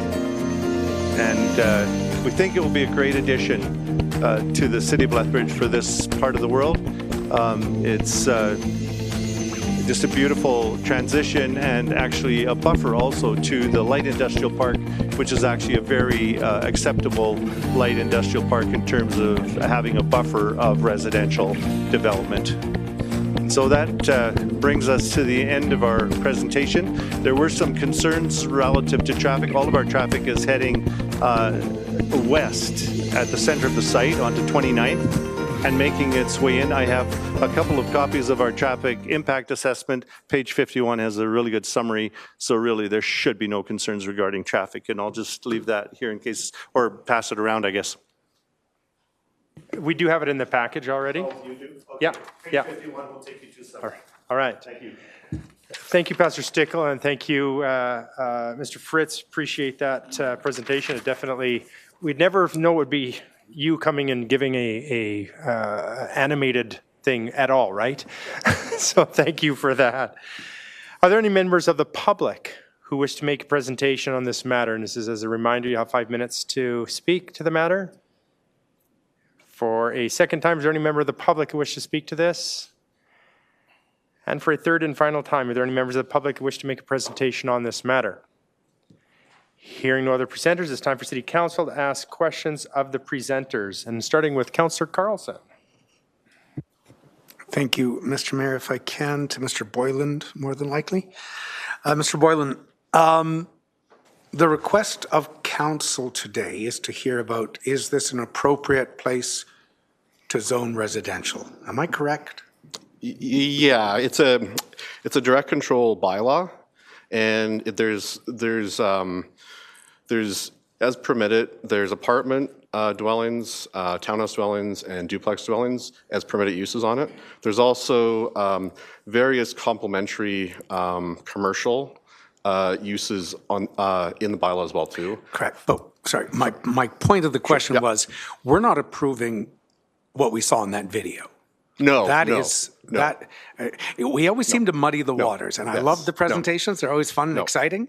But council right now is just being asked to: is this an appropriate? Just what's on the bylaw. Place for residential and some auxiliary uses. Yeah. Because I think we often get sidetracked, and then we're like, well, could the buildings be a little shorter? Could they be higher? Could they be orange? And that's not what council's doing right now. What's being in front of council today is this an appropriate site for this zone? For that land use, yes. Yeah, thank you. That's correct. Thank you, Councillor Crowson. Thank you, Mayor Hagan. Mr. Boylan, I'm not sure if you can answer this or if it will require Mr. Sanchez or another department head. This is an industrial area. I mean, it's an arbitrary decision, 28th Street. East is one, west is another. We know one of the concerns we have is the amount of industrial land. This has already been rezoned more retail than industrial. Do we put the city at any disadvantage by putting residential in this area from an industrial land base perspective? And like I said, I'm not sure if you can answer that or if another member of administration can. No, we don't, because under the current UI district and the comprehensive site plan is for retail development, and there's lots and lots of vacant retail development in our city itself. So, and there's and for industrial development, there's also vacant industrial land in the Sharon Industrial Park and the Broadcast Business Park east of here as well too. There's more light industrial and medium industrial uses there. Okay, so we wouldn't be having any risk there. And again, I'm not sure if you can answer this question. I know we are looking at accessing this if it moves ahead from 29th Street. 28th Street is a major thoroughfare. It is 60K there. This is all about zoning, as we are reminded, stick to the zoning. And so this may or may not be relevant, but is there any plan, if this goes ahead, to reduce the speed limit on 28th Street? I will turn the mic over to Adam St. Amant, who is a traffic engineer who has helped me out today. Perfect.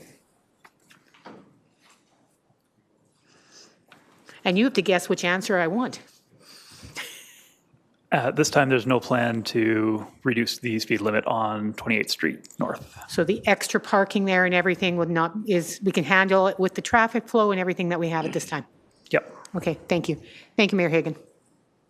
Thank you. Councillor Dodick.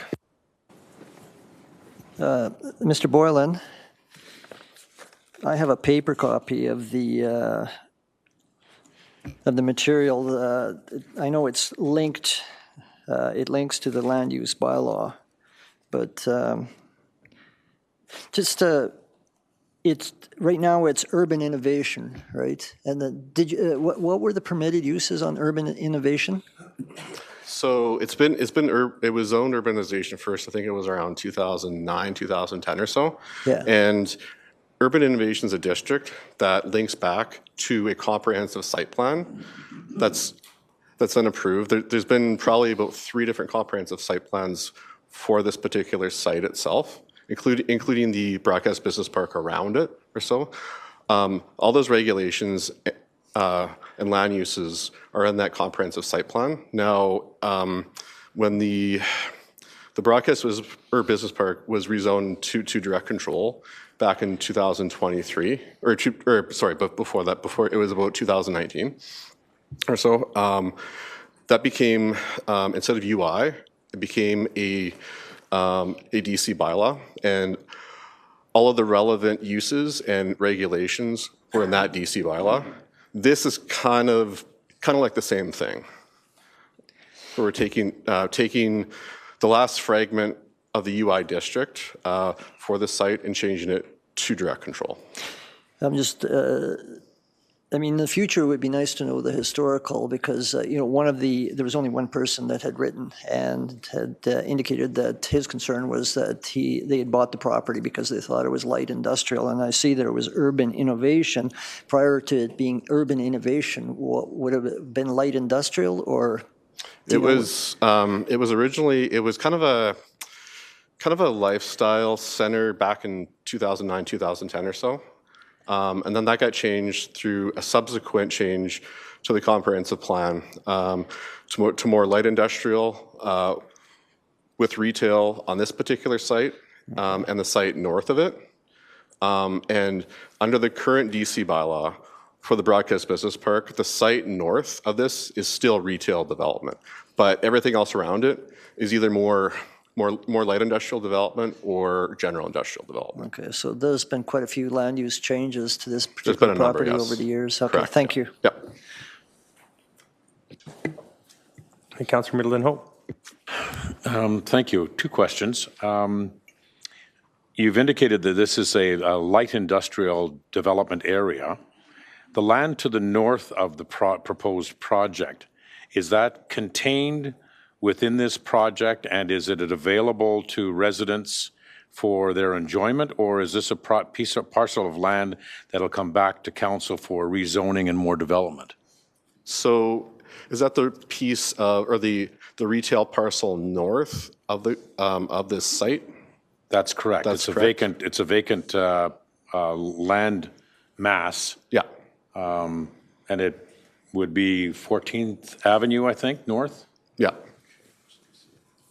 So let me see here, consult the map. Considering that the proposal is to put 180 units in there, there's not a lot of green space in it. So I'm wondering if that's for the residents' use to the north, or is that going to be parceled off as well? Oh, sorry, that will be parceled off. That'll be currently under the current DC bylaw for the Broadcast Business Park. Yeah. That's planned to be retail commercial. I think there's 4 different sub areas in the Broadcast Business Park's DC bylaw. I think might be area C, and there's specific retail land uses and like retail regulations for that specific site and parcel there. Okay, so that the proposed use of that space will come back to council at some point. But it is proposed at this point that it's going to be retail commercial? Yes, so if they want to change the land use on that site, they would have to come back to council.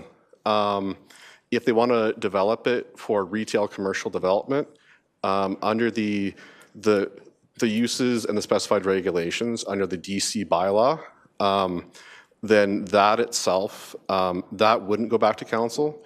It would be a development permit for that. Okay, thank you. My last question then is to Mr. Sanchez. You're on deck. 28th Street is a busy roadway. What are our plans for it? Are we going to twin that in terms of 2 lanes each way in the future so that it can connect up with 2 lanes each way on 26th Avenue?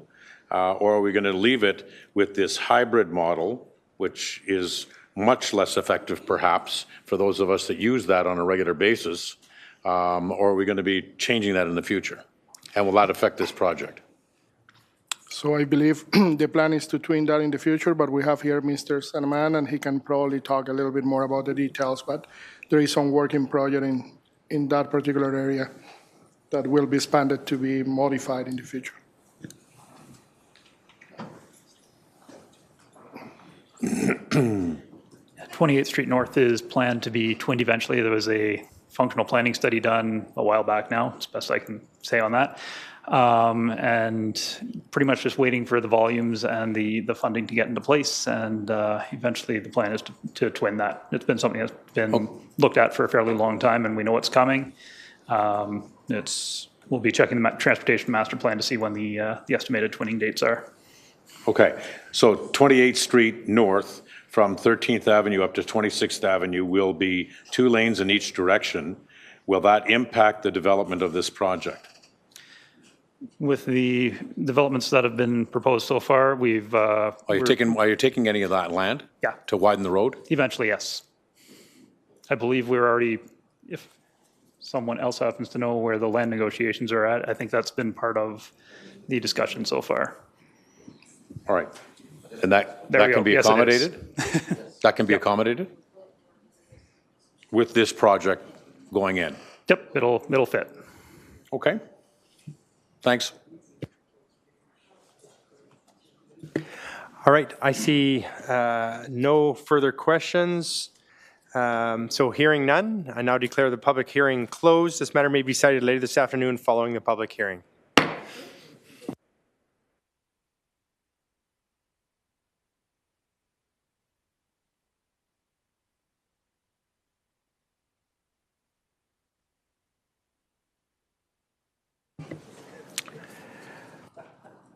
All right, I now call to order public hearing for bylaw 6477, a bylaw to provide for the closing of a certain road. The procedure will be as follows. We begin by calling on Donald C., Corporate Land Administrator, provide background to the case. Anyone else who wishes to speak on this bylaw will then be called upon.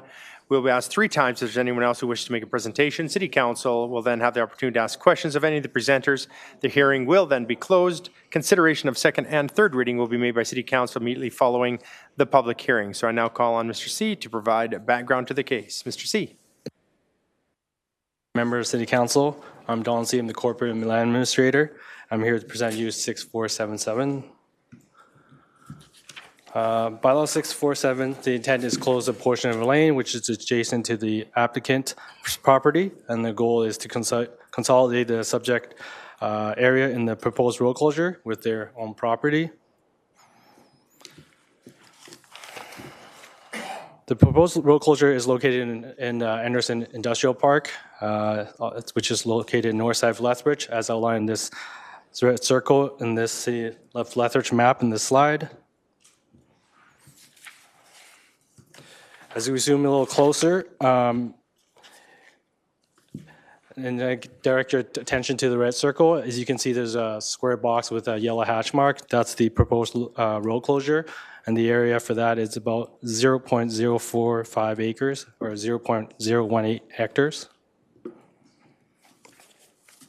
Here's some site photos looking from the west of the proposed road closure in the property, or the applicant's property in the parking lot. And here's another site photo looking from the south and the laneway.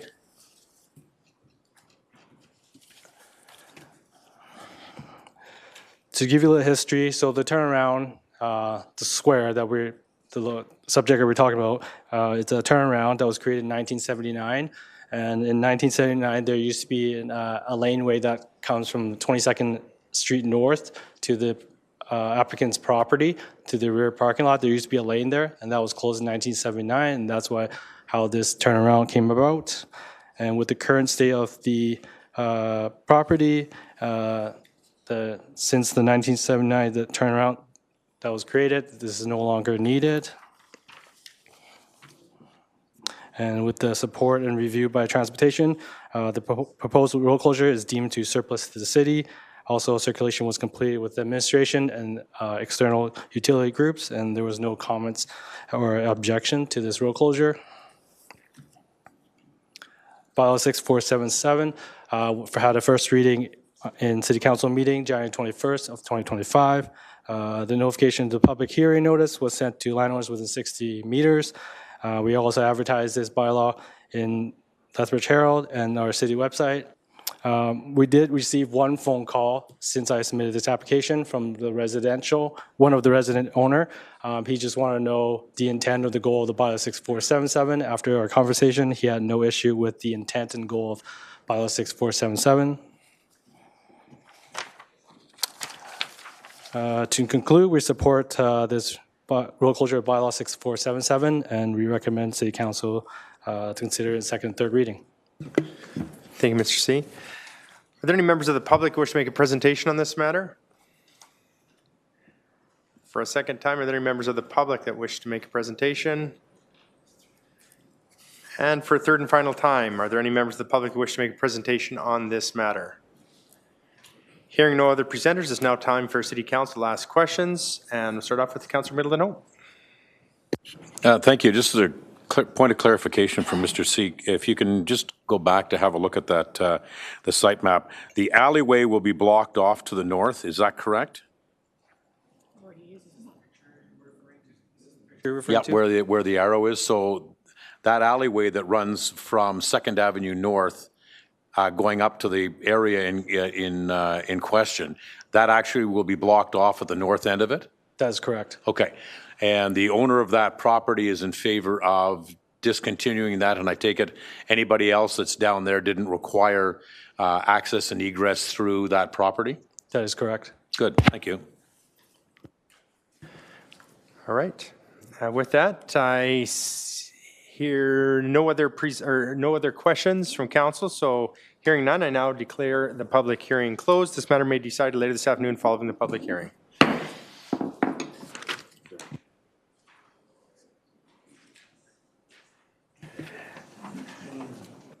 And I have a resolution here from Deputy Mayor Palladino, Bylaw 6469, Land Use Amendment regarding 1401 28th Street North.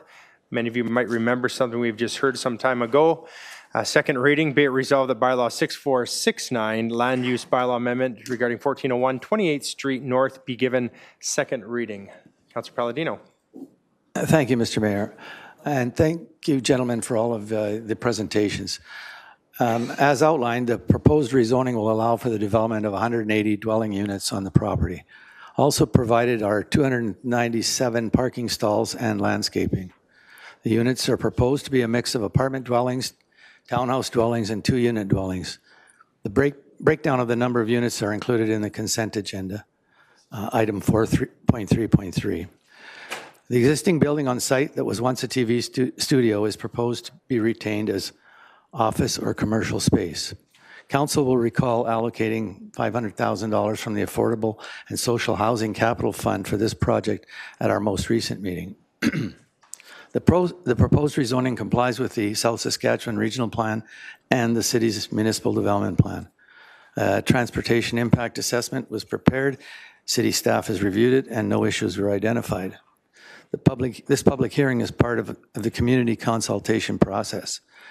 And as recommended, the recommendation from administration is to proceed with rezoning. So my motion will be to proceed with second reading. And I do have Councillor Schmidt-Rempel as declaring a conflict. Go ahead. Yep, I'll be declaring perceived conflict of interest and not voting on the second or third reading of this land use bylaw. Okay, with that, I do have Councillor Dorick. Oh. I will be supporting this, but I just want to make it very clear that this is a zoning change to the direct control, and the bylaw shows what the permitted and discretionary uses are. We are not, as Councillor Carlson has pointed out, approving the project as is. That is something to be dealt with by way of a development permit application. So it's a zoning issue. We're going from urban innovation, whatever that is, to direct control, which I am supporting. Thank you. No further questions, so back to Councillor Palladino. Question's been called on second reading. All in favor? And that is unanimous with those that are voted. And we'll go to a third reading. Councillor Palladino. Be it resolved that bylaw 6469, land use bylaw amendment 1401, 28th Street North be given third reading, and the mayor and city clerk be authorized to sign and seal the same. Councillor Palladino. Third reading. All right. The question's been called. All in favor? And that too is unanimous. Thank you. And I have a resolution 6477, a bylaw to provide for the closed of a certain road from Councillor Carlson, or Acting Mayor Carlson. Be it resolved that bylaw 6477, a bylaw to provide for the closing of a certain road be given second reading. Councillor Carlson. It is a useless road. I ask for my colleagues' support. All in favor?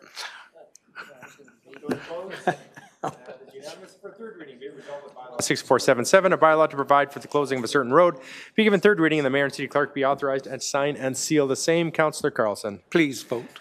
Question been called. All in favor? And that too is unanimous. Thank you. And with that, I'll need a version. Motion to go back in camera. Be it resolved that we do now re-enter a closed meeting at 3:50 p.m. to discuss confidential matters with respect to 14.2 and 14.3 as per section 16, harmful to business interests of a third party, 24, advice from officials, 25, harmful economic and other interests of a third party, and 27 of the Freedom of Information Protection and Privacy Act. Councillor Schmidt-Rempel, all in favor? All right, we will be enclosed.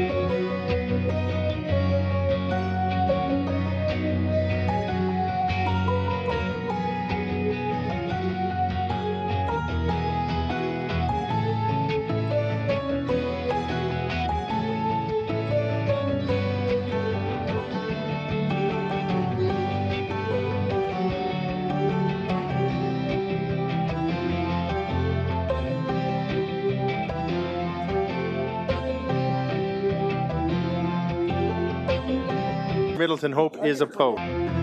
So staying closed forever. Hey, but you're serious, right? Thanks, guys. No, he's not. Okay. It's been fun. I know. Yeah. So who put the gun to your head to take the job? Daryl could be a nice partner at MNP, sitting back and telling associates to do stuff. Yeah,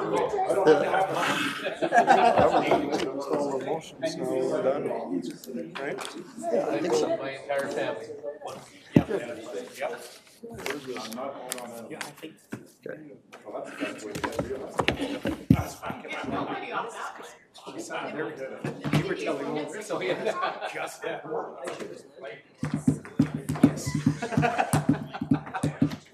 I get it. She's working with CNBC. Okay, so we're going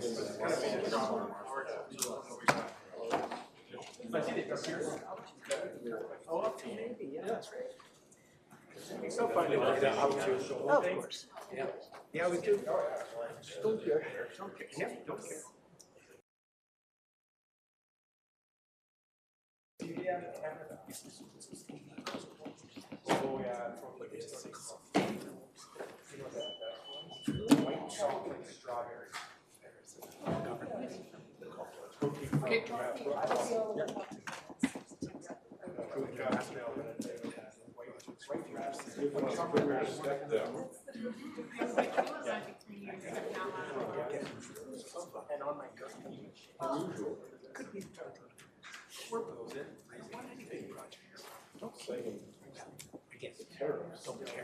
Yeah. Won't be here, won't be paying taxes. Well, I still don't care.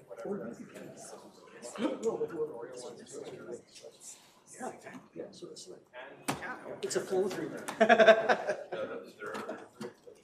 What are we doing? What am I doing? Flop, flop, flop, flop, flop, flop. I heard John was buying his sister.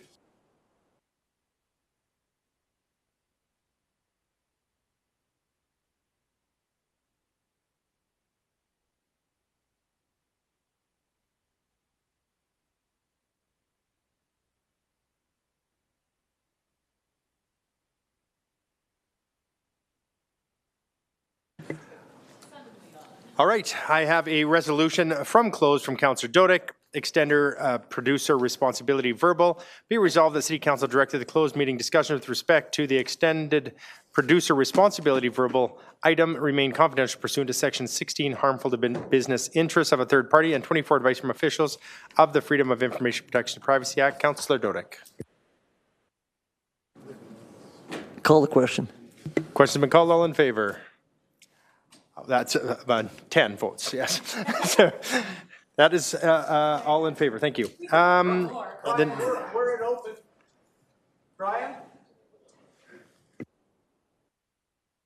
The media can't even get in. the next one is a resolution from Councillor Schmidt-Rempel, 14.2. Be resolved the City Council directed the closed meeting discussions with respect to the procurement process update item remain confidential pursuant to Section 24, advice from officials, and 25, harmful to economic and other interests of a public body of the Freedom of Information Protection and Privacy Act. Councillor Schmidt-Rempel. Thank you very much. This was a report back to council, and with that, I will call for the vote. Question been called. All in favor? And that too is unanimous. Thank you. With 11. And a resolution from Councillor Dodick, closed meeting, affordable and social housing capital funding request. Be it resolved that City Council directed the closed meeting discussion with respect to the affordable and social capital funding request item remain confidential pursuant to Section 27, privilege legal of the Freedom of Information Protection and Privacy Act, and be it resolved the City Council proceed with the confidential direction provided in closed section. Councillor Dodick. Call the question. Question has been called. All in favor? And that is unanimous. Thank you. And now for updates, City Council updates. Okay, over to Councillor Campbell. Thank you. Yeah, quick update on, I'm on the Highway 3 Twinning Committee. Anyway, that's, I just wanted to let everyone know that right now they are on schedule twinning between Tabor and Burdett. That's $180 million that they're spending on that. It's 46 kilometers, and they are expected to be done by the fall of 2026. And there's 8 kilometers of bypass of Grassy Lake that they're undergoing right now as well. So nice to have the weather has been cooperating, and it is on schedule. Thank you. Thank you, Councillor Campbell. Councillor Schmidt-Rempel. Thank you very much. On February 11th, myself and Councillor Crowson attended the Economic Developers of Association of Alberta session, Support Local Businesses, your #1 economic development strategy. The insights shared and the discussion was quite valuable, and I did share that session video out to other members of council, so you're free to take a look at that. Also on February 13th, I attended the Chinook Arch Finance and Personnel Committee meeting. The committee expressed their appreciation of having a member of Lethbridge City Council sitting on the committee. It was really just familiarizing myself with what was going on, and I look forward to my first board meeting. Thank you. Just an update here from our February 19th EDL board meeting. I think it's of importance that colleagues know that with, of course, the threats of the tariffs from the United States are already beginning to scare businesses here in the area. So the threat of the broad threat, of course, of the 25% to exports to the United States have the potential to significantly disrupt the national, provincial, and regional economy. Alberta government revenues are heavily dependent on revenues from oil and gas exports, of course, to the USA, as is Southern Alberta for agricultural. And we've seen as well that Lethbridge ranks 10th out of 41 Canadian cities in terms of potential U.S. tariff exposure. So that's annual exposure of the city of about $2.2 billion. So something, it's just over $15,000 per capita. So a big number. EDL board shared their concerns about the resiliency of the USA markets to need to buy Canadian, and the misunderstanding that it is not as simple as just shutting off the tap, and recognizing we need to grow, continue collaboration where possible. EDL is also considering the impacts of focusing on Asian and European markets, should there be a need to shift away from our focus from our southern neighbors for economic growth and development.